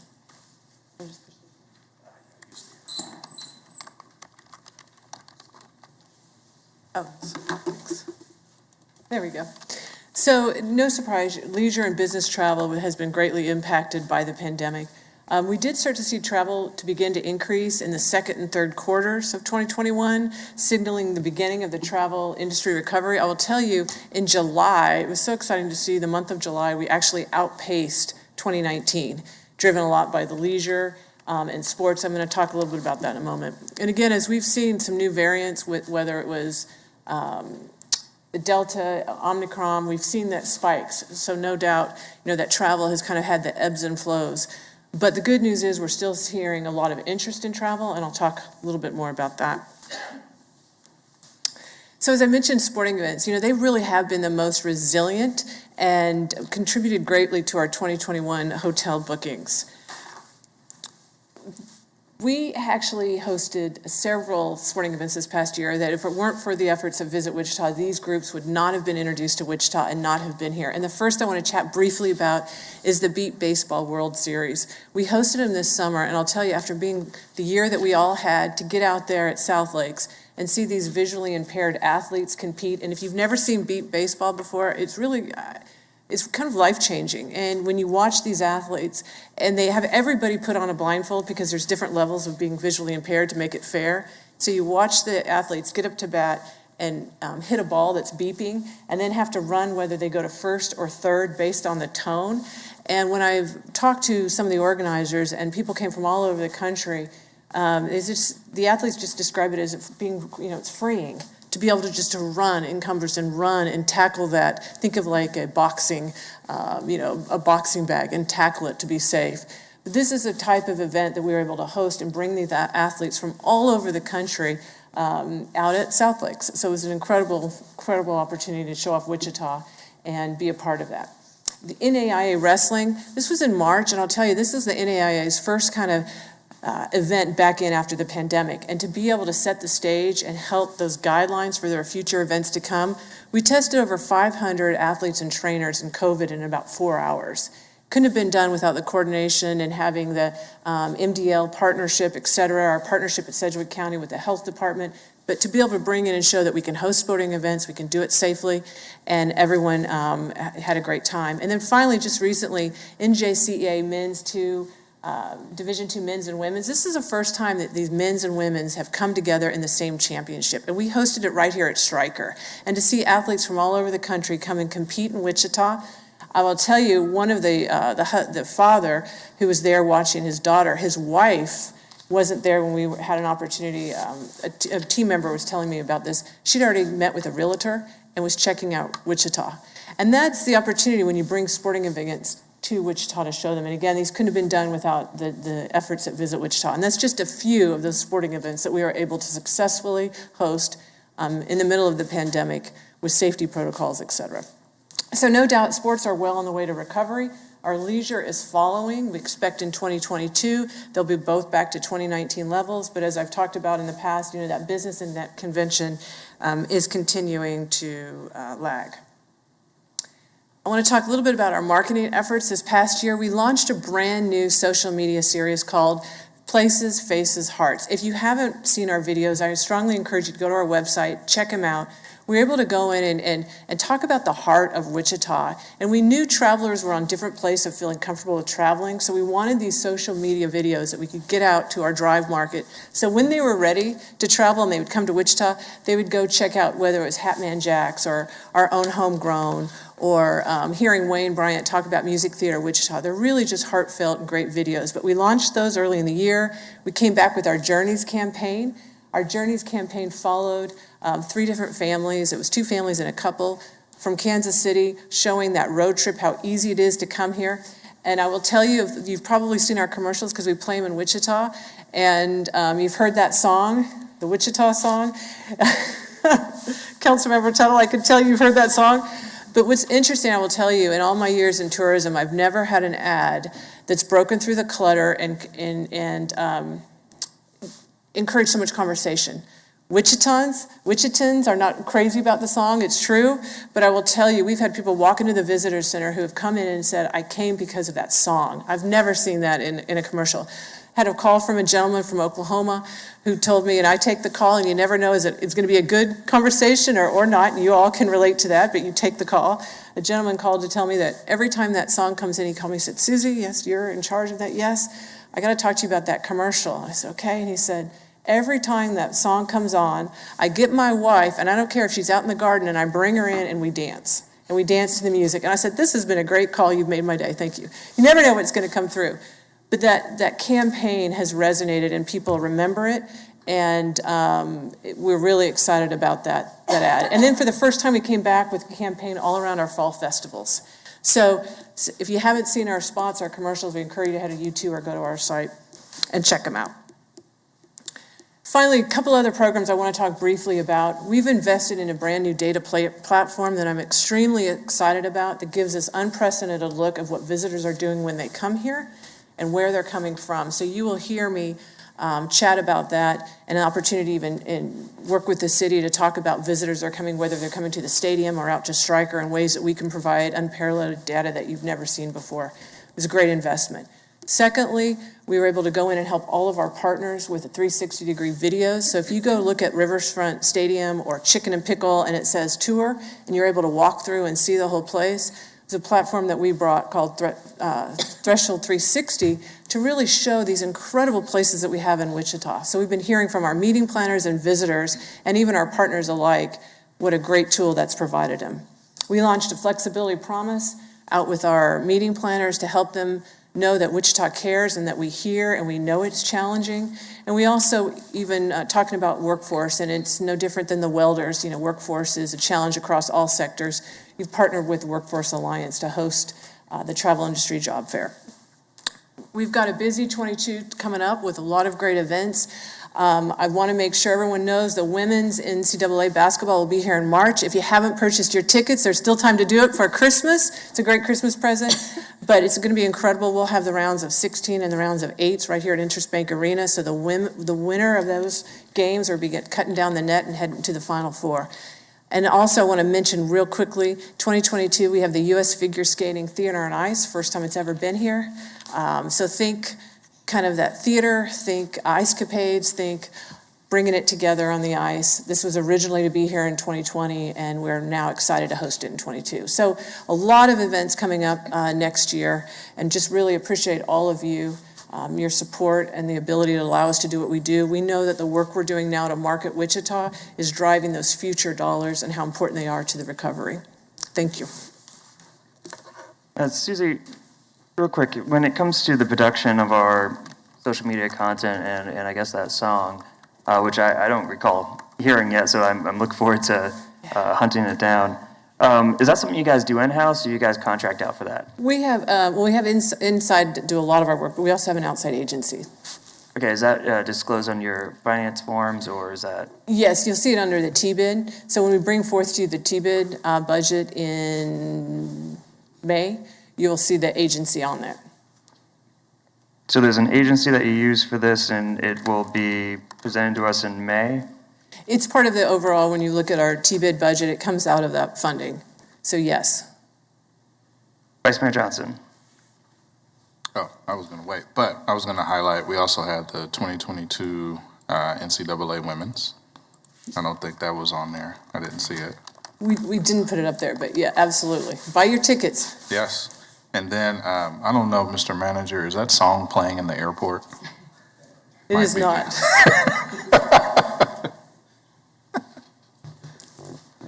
Further questions for Susie?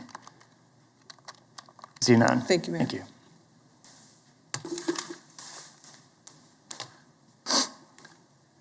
So the financial considerations for the contract, as I mentioned earlier, Visit Wichita is funded by transient guest tax funds. Its 2022 adopted budget is $2.15 million, and it's comprised of 3 components. Operation funding of $2 million, which is advanced in 12 monthly installments. In addition, there's $100,000 allocated in matching funds to help encourage or incentivize fundraising efforts by Visit Wichita. And lastly, there's $150,000 in convention promotion contingency funds. The total contract amount is $2.25 million. With that, staff recommends the mayor and city council approve the contract renewal with Visit Wichita and authorize necessary signatures. Staff and Susie Santo are available for questions. Are there questions for staff at this time? Seeing none. Is there input from the public on this item? Seeing none, we'll bring discussion back to the bench. Is there further discussion on this item? All right, if there is no further discussion, then I will make the motion to accept staff's recommended action to approve the contract and authorize the necessary signatures. Second. Motion has been seconded by Vice Mayor Johnson. Clerk will open the roll. Having received 7 yea votes, that motion does pass. Madam Clerk. Bike Share ICT Sponsorship Agreement 2022.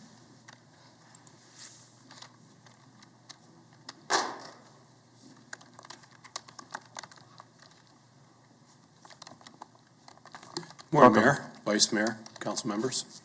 Mike Tan with Transit.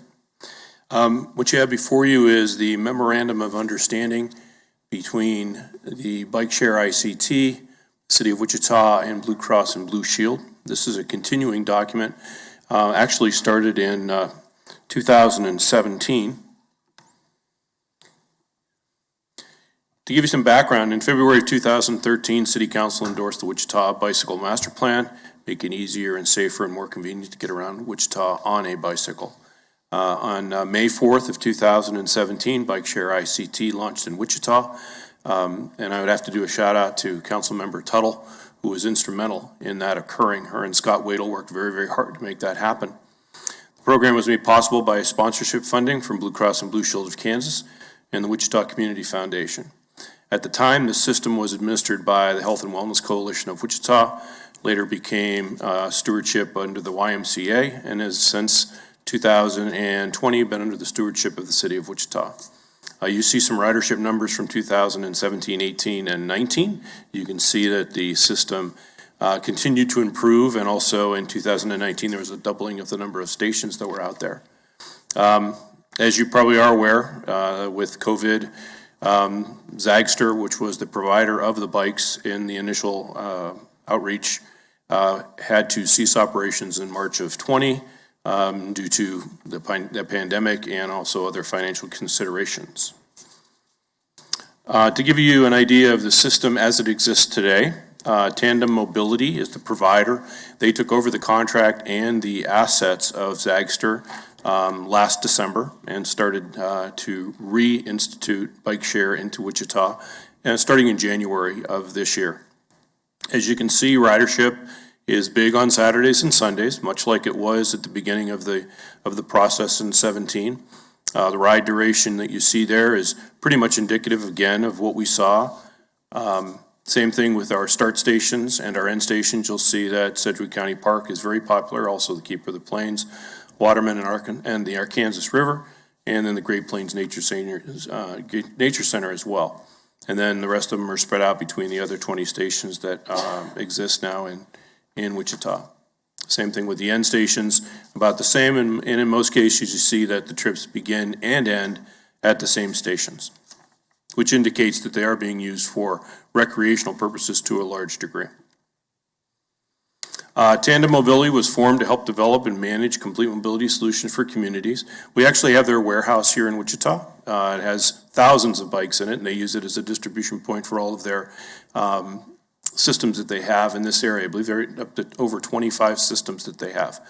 They also have employees here in Wichita that maintain those bikes and also maintain that warehouse as well. So that's something that's been added over the last year. I'm very proud of that. They offer a premier micromobility software option under the term of Movatic.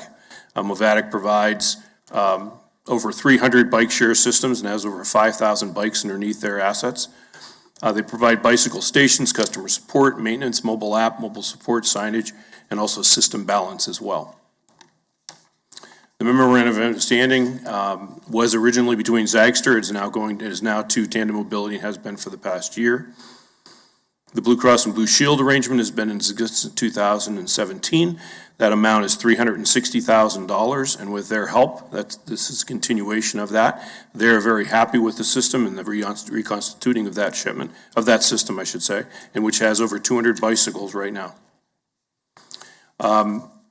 This MOU would continue through 2022, and hopefully with annual renewal options to continue. It is funded in large part by this $360,000. That keeps the cost of bike rental down to a minimal cost. It's $1.50 for 30 minutes. That's very, very affordable. And that's a testament to the relationship we've had with Blue Cross and Blue Shield. Again, much to the credit of Councilmember Tuttle.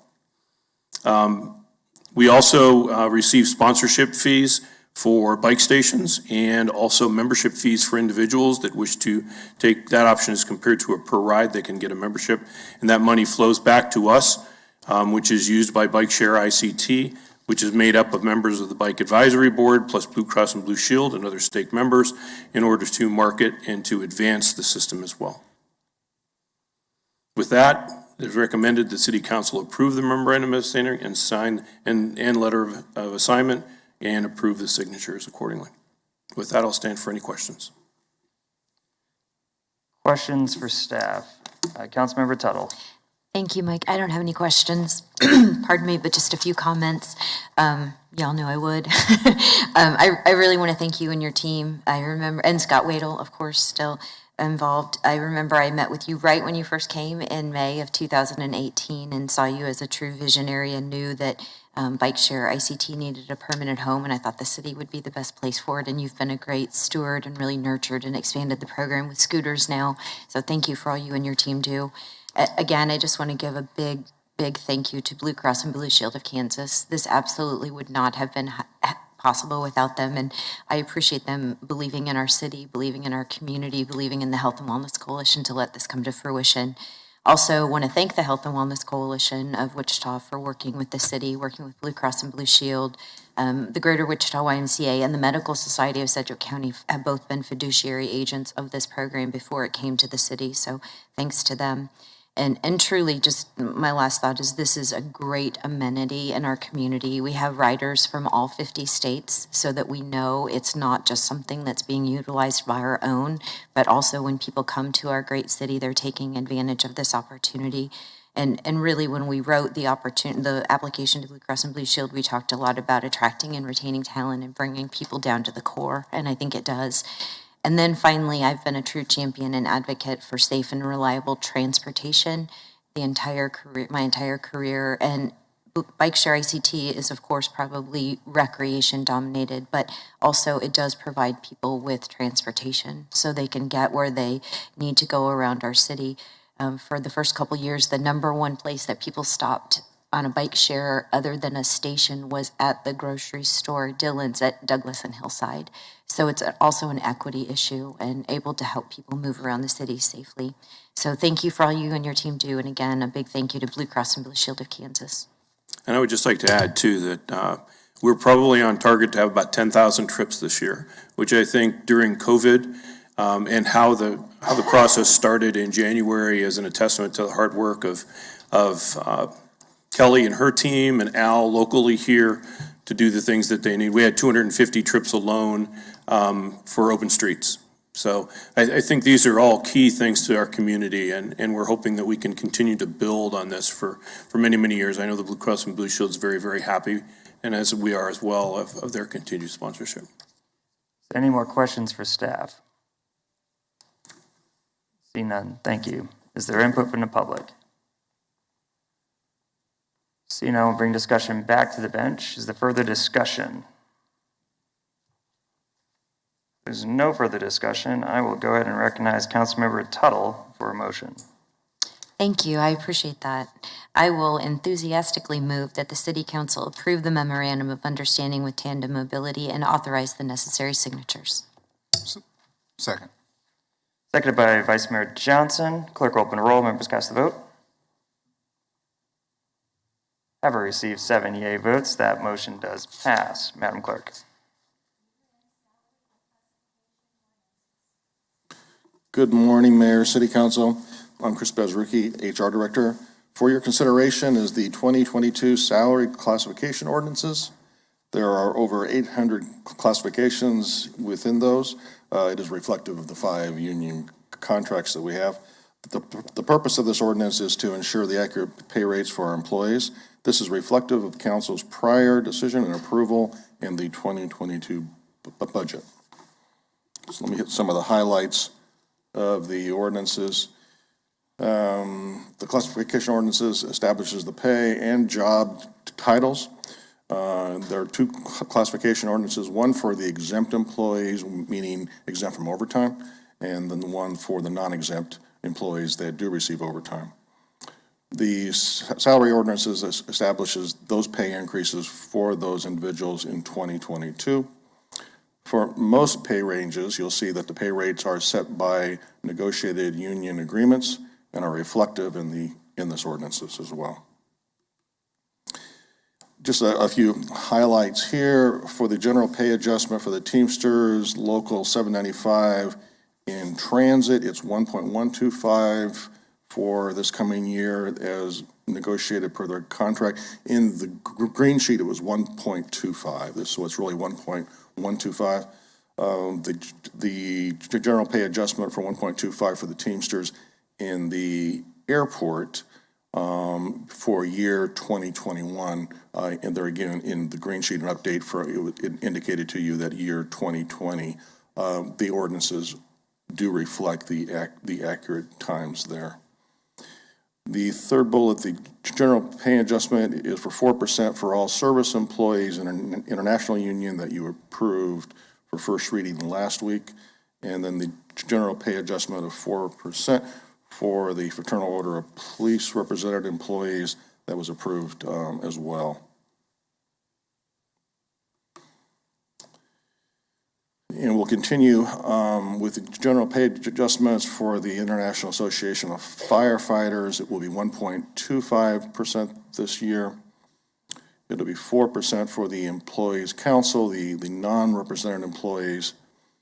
And then most of the employees in all of these categories will be eligible for a 2.5% merit performance-based increase in year 2022 as well.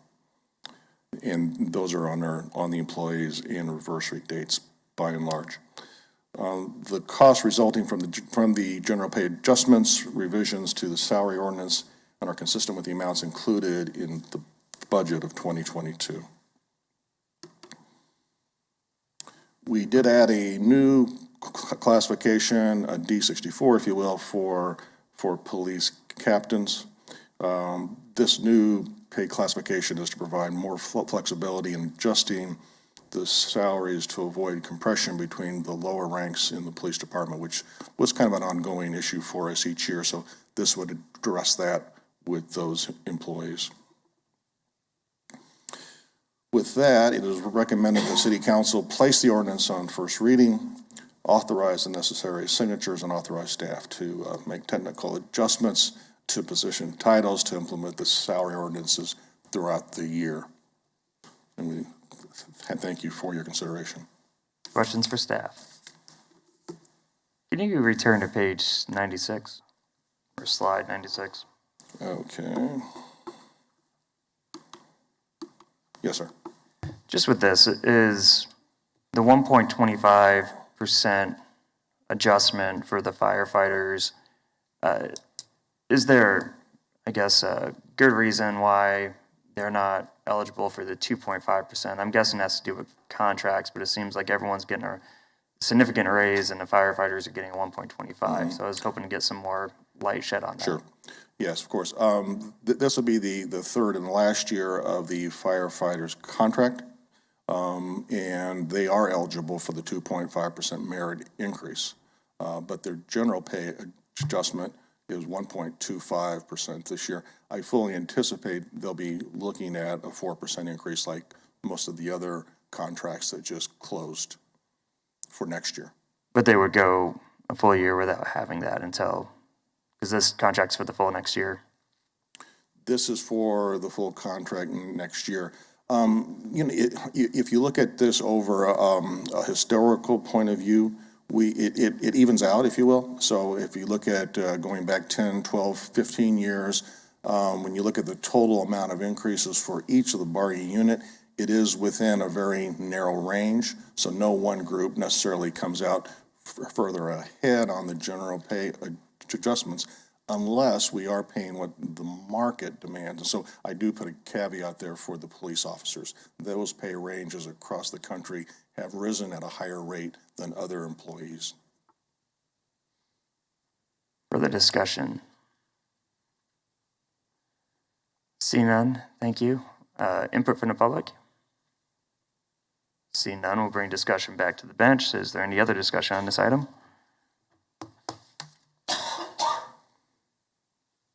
If there's no further discussion, then I will make the motion to accept staff's recommended action to place the ordinances on first read, authorize the necessary signatures, and authorize staff to make technical adjustments to position titles and numbering in order to implement the -HR/payroll software system. Second. Motion's been seconded by Vice Mayor Johnson. Clerk will open roll. Members cast the vote. Have received 7 yea votes. That motion does pass. Madam Clerk.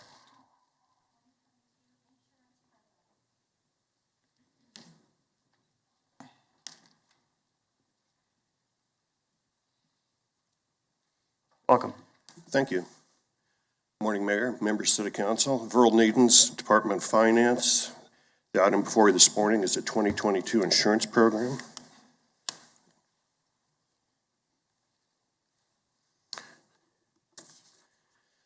Finance staff are responsible for protecting city assets by identifying mitigating risks and appropriately assuring assets against loss. City code authorizes the purchasing manager to negotiate purchases of insurance subject to the ratification of the city council.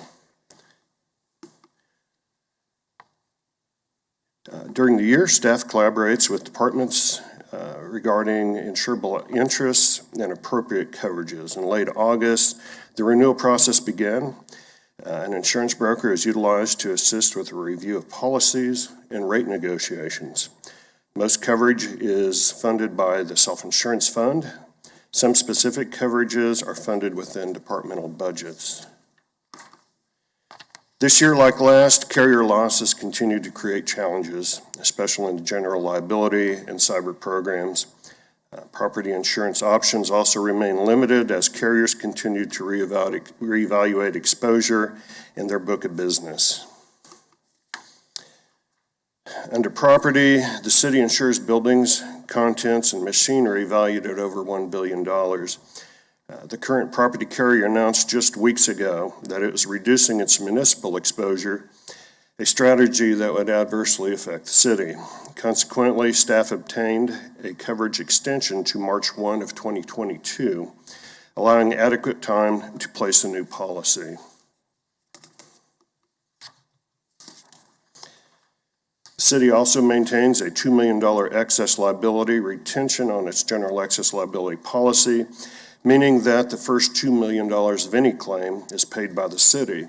That is followed by a $20 million layer excess coverage program provided by 4 separate carriers. A very limited number of carriers provide excess coverage of this nature, and none want to carry large limits. That's why we need 4 involved over our self-insured retention. This total premium cost will increase by 30% this year.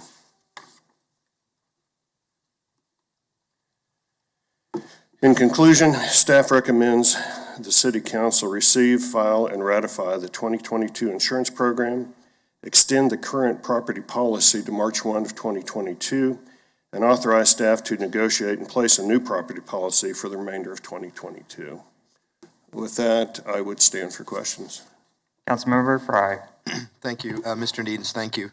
Regarding the property insurance, with the late change, is that a result of claims by the city, or is this just an increase in their cost? It's it's nothing that the city has done. It's not related to claims. It's related probably to claims throughout the nation. You had fires. The recent tornado is not going to help. We have had floods. I could go on with that. I figured that was probably answered, but I just want to clarify. And just for fun, at our agenda review, the city manager mentioned that we have a $1 million insurance policy for potential kidnapping of the manager, and I assume that also applies to the council, is that correct? It does apply to council, and it was specifically purchased years ago, mostly for sister cities travel to foreign countries.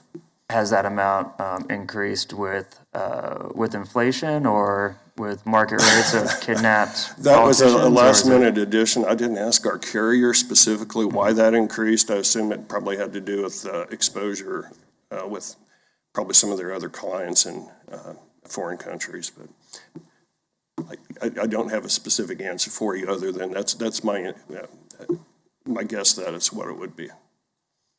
Was there discussion about who among this body is most likely to be kidnapped when they were putting this through, or I'm just interested to know how the conversation went, or is someone more likely to be kidnapped? Anyways. I don't believe there were any names specific, and again, I get where you're coming from on that. This program's been in place really since I started this, at least being a risk manager back in maybe 2010, 11. And it might have even been in place prior to that. So it's just another layer of coverage, and it goes with some, and not to bore you with the details, it goes with some liability insurance if you're operating a vehicle, employee dishonesty, that type of thing, currency. There are a lot of other layers to this that's included with the kidnap extortion. This is if you're kidnapped internationally. If you're kidnapped locally, we can't do anything for you. It has to be an international kidnapping. Yeah. You know, I just joke, I've been watching different Netflix series, and I remember joking to my wife about if I was ever kidnapped abroad, how the joke's on the kidnapper, and how I would be able to say, guys, they already replaced me. Brandon Johnson's probably mayor by now. Like y'all ain't getting anything. But now feel better that we at least have the 1 million there. That seems to be standard for the last decade, according to your analysis here. So is there any further questions or, I guess, joking with our staff? If none, see none. Thank you, sir. Is there input from the public? If there's no input from the public, we'll bring discussion back to the bench. Is there discussion on this item? Or any motions to increase that 1 million?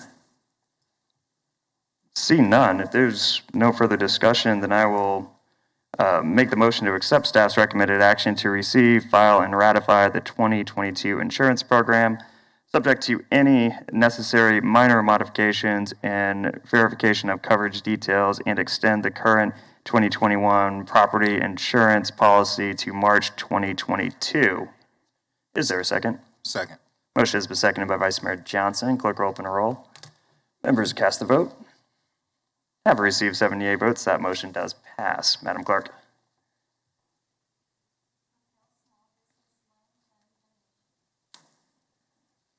Good morning. Good morning, Mayor and Council. I'm Jamie Buster with the City Manager's Office, here to present on the Propel Small Business Loan Fund donation. Early 2019, Propel was formed by utilizing District 1 Hyatt funds. We used a total of $88,000 for this. The Propel District 1 Loan Fund was launched in May of 2021, and it went to boost small businesses in the economy that was hit harshly by the global pandemic that we had. Specifically, it went to help minority-owned and women-owned businesses. During the first round of funding, we had several applications, but not all of them fell within the scope of the program. At the conclusion of the first round of financing, it was apparent that the Propel program could be used citywide in all districts instead of just District 1. We have been given a donation of $100,000 by Interest Bank to help fund this citywide, and also increase the funding from $15,000 to $20,000 per applicant. It doesn't mean that every applicant will get that much, it's just the potential to receive that much. The balance of that District 1, that $88,000, will remain in that district, while the interest funds will be available citywide. With the expansion of the Propel program, staff has worked on a brand change for this. The new name will be the Propel Small Business Loan Fund. That way, it's not just geared towards District 1, and it can be opened up. We will open the program January 18th and accept donations accept applications. Donations are always welcome, but we'll accept applications until March 18th. The added donation from Interest Bank gives us the opportunity to potentially be able to support this long term. It is a revolving fund, so as funds are put back into it, there's a potential to do more rounds. There is no impact to the general fund as a result of this action. The law department has approved it as to form, and we recommend the approval of the $100,000 donation from Interest Bank to be used for the fund. We also have Gary Schmidt with Interest Bank here, as well as Christina Long with CML Collective, if you guys have any questions. Councilmember Tuttle. Thank you. Great job, Jamie. I appreciate your updates. I just want to first of all thank Interest Bank. Thank you, Gary, for being here today, and thank you for your generous support. I just have a few questions, Jamie. Yes. Can you give, just so for the community, anybody who may be watching, what would be maybe some things that we would anticipate that small businesses might apply for these funds for? They can apply, there's several different things that they can use the funding for. One that we were awarded during the first funding, she used it for remodel and build out of her business. She's down on Douglas, and so she used that to put back into the business. They can use it for supplies. There's a list on the website that tells certain things they cannot use it for. I think payroll, they can't use it for that. Probably because of sustainability, Right. And that's a perfect segue to my... But just stuff to improve their business and help them sustain. Perfect segue to my next question. You mentioned the website, so we might want to mention that so people can know it. But then also, do we anticipate how we'll promote this so that our small businesses are aware of this opportunity? Yes, we do have, our communications team is working on that right now. We're going to have a stakeholder meeting with the chambers, WEBA, different businesses like that to reach out to them. The different DABs, we will talk to them. So yeah, we're going to reach out to the different areas, Empower, I believe, so. Okay, great. And then just one last maybe question, comment. We approved for Quali, which is our online platform that can help with small businesses. Last week, we approved funding with ARPA funds to support small businesses. Is there a plan of how we'll integrate this into that so that we're working collaboratively? We're trying to promote things all together. Maybe for Tuttle Inc., Quali is the best option. Maybe for, Johnson Inc., it's Propel Loans. Is there some sort of plan to make sure that we're just integrating all the different options we have for our small businesses? That is something that we'll look into. Okay. And manager, you look like you wanted to say something? I was just going to mention, Quality is more of a resource platform. It doesn't provide funding, but it will have information about both of the programs. Yeah. We're not quite sure yet what the ARPA-funded programs are going to look like. That will depend on the agencies that submit applications. Okay. Thank you. Further questions for staff? See none. Input from the public? See none. Oh, yep. We got someone.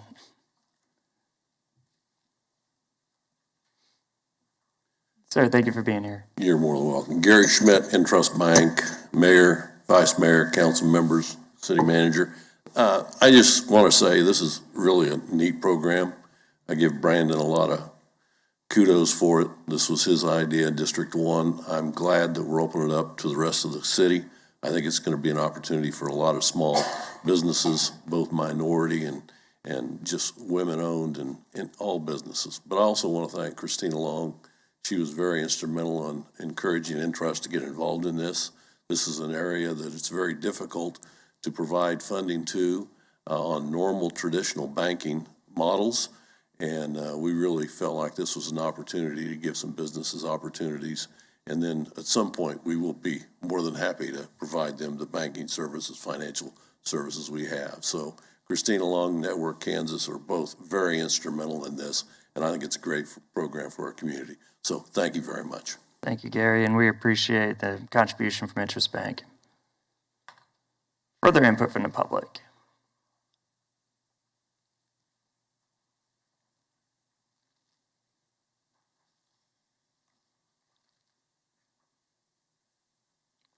Good morning, Mayor, City Council members, Manager Christina Long, Create Campaign, CML Collective, 2333 East 21st Street for the record.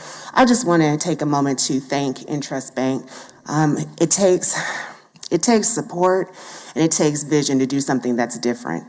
And when we look at the needs that small businesses have in our city, capital is definitely one of them, and how we deploy capital is critically important.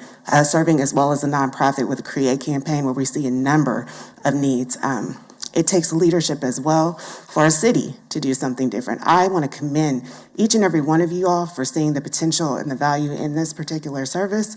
Sometimes as pilots, you see a lot of learning quickly, and you all saw and discovered with partners such as Intrust the need to do this citywide. I also need to take a moment to commend city staff.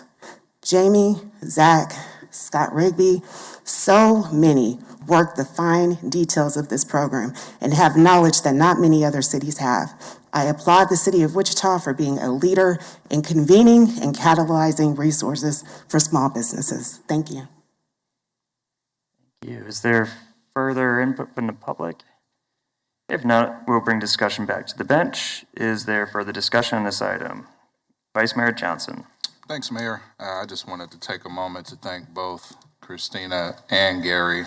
Christina for all of her expertise and knowledge and designing Propel and working with Network Kansas to help service that in her leadership, and Gary for having the vision and want to invest and really help out. I appreciate the conversations that we've had about this, and again, your willingness to invest in this, and I know that it will be a great benefit. And our first notification, most of the applications came from outside of District 1. So I know that this will be great in our city, and I just appreciate you both helping to design and make this work and investing in it.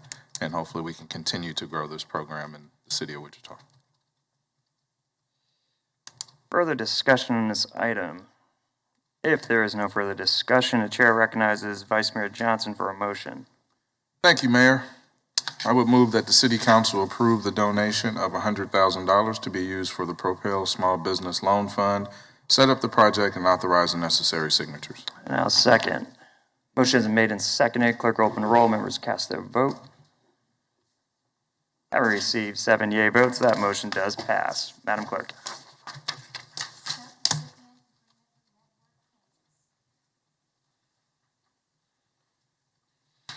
Director Stang, good morning. Good morning, Mr. Mayor, members of council. Sally Stang with the Department of Housing and Community Services. For the record, I get to piggyback on the last item. So the item I have for you today is a subrecipient agreement with Network Kansas. In July of 2020, the City Council designated $220,000 in CDBG funds for CDBG eligible small business assistance activities. Now, mind you, the plan for that 2020 allocation was put together at the end of 2019 before anybody knew COVID-19 was going to come into play. So in May of 2021, as discussed before, District 1 Propel Loan Program was launched with funds from the Hyatt Hotel proceeds. Propel provided loans up to $15,000 to small businesses who may have the ability to repay a loan but not be able to secure traditional financing. And the city contracted with Network Kansas to service those Propel loans. Those loans were made with 36-month repayment terms and a 3% interest rate. So Propel garnered interest from businesses citywide. As they said, many of the applications came from outside of District 1. So our department saw an opportunity there to leverage the CDBG funds set aside for small business assistance as a natural fit with the Propel model. The Propel Small Business Loan Fund will be open to businesses in all city districts. Loans would not exceed $20,000 and again have a 3% interest rate and serviced for 36 months. The CDBG funds, the remaining Hyatt funds from the first iteration of Propel and the donation you just approved from Interest Bank will serve as sources for the program. And for a loan to be funded with CDBG funds, the business must serve low to moderate income persons as defined by census tract and type of business. And a subrecipient agreement with Network Kansas is necessary to enable them to service the CDBG funded loans. The staff from the Housing Department will work in tandem with Network Kansas and staff from the City Manager's Office to review applications to fit what is the most appropriate source of funding for applications as they come in. So there is no impact to the general fund. The Law Department has reviewed and approved the subrecipient agreement with Network Kansas as to form, and it's recommended that the City Council approve the subrecipient agreement with Network Kansas for the Propel Small Business Loan Fund and authorize the necessary signatures. And I'll stand for any questions. Questions for staff? See none, thank you. Is there input from the public on this item? There's no input from the public. We'll bring the discussion back to the bench. Is there further input on this item? Vice Mayor Johnson. Thanks, Mayor. Sally, I just wanted to say thank you to you as well for seeing the opportunity of this program and the investment and working with Network Kansas. I appreciate your work on this. Thank you. Further discussion? If there is no further discussion, Chair recognizes Vice Mayor Johnson for a motion. Thanks, Mayor. I move that the City Council approve the sub-recipient agreement with Network Kansas for the Propel Small Business Loan Fund and authorize the necessary signatures. I'll second the motion. Clerk, open the roll. Members cast the vote. Having received 7 yea votes, that motion does pass. Madam Clerk.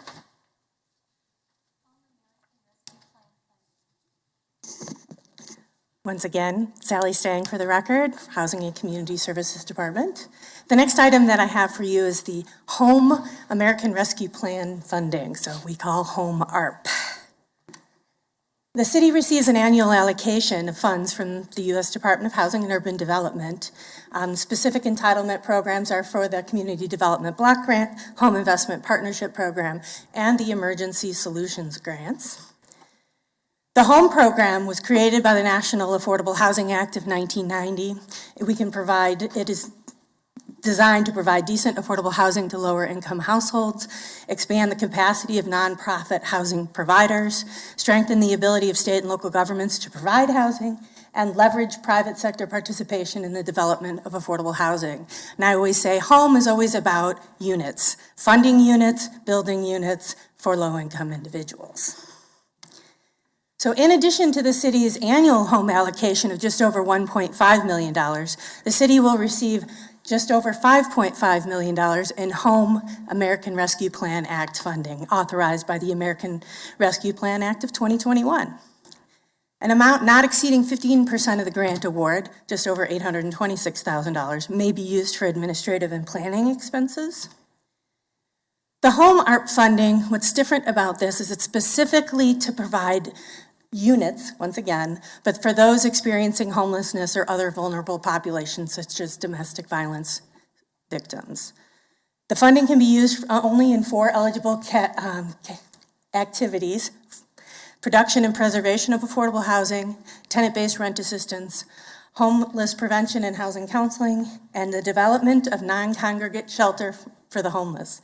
And I actually call that the 316 hotel clause. They actually wrote into this funding exactly what we did with the 316 hotel, which was to acquire a hotel, use it for non-congregate shelter, and then convert it into permanent supportive housing. In order for us to receive the Home ARP funds, we must engage in consultation and public participation processes and develop a Home ARP allocation plan.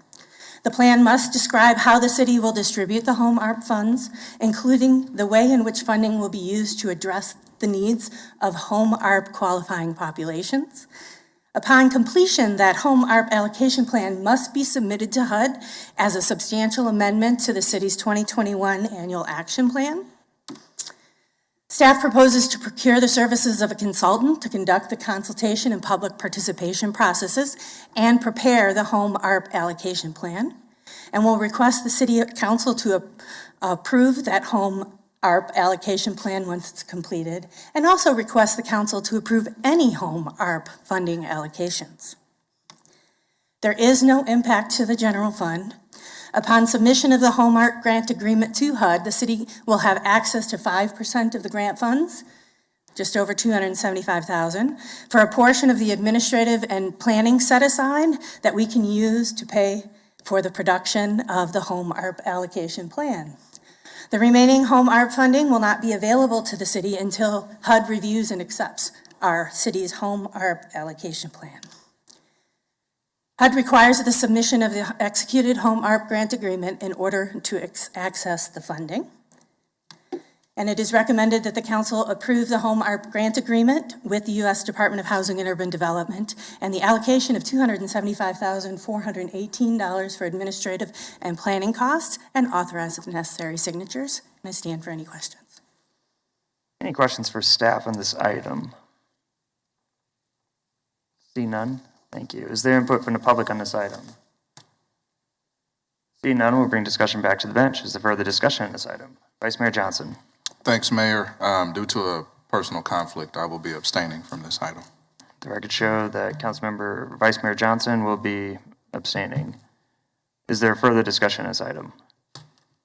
If there is no further discussion, then I will make the motion to accept staff's recommended action to approve the home ARP grant agreement with the U.S. Department of Housing and Urban Development and allocation of the $275,418 for administrative and planning costs and authorize necessary signatures. Is there a second? Second. Councilmember, is that Fry? Bluebog. Councilmember Bluebog, second.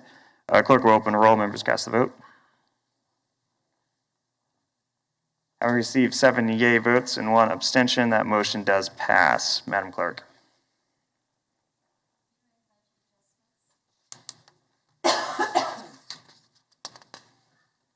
Morning, sir. Good morning, Mayor, members of the City Council. Mark Manning with the Department of Finance. Today, I want to present to you the year-end budget adjustments that will help us close out 2021. So every year, whenever you adopt the budget in August, we certify that budget to the state of Kansas. The state of Kansas is concerned about how much we spend at a fund level. However, internally with the city, we have a much more granular level of control.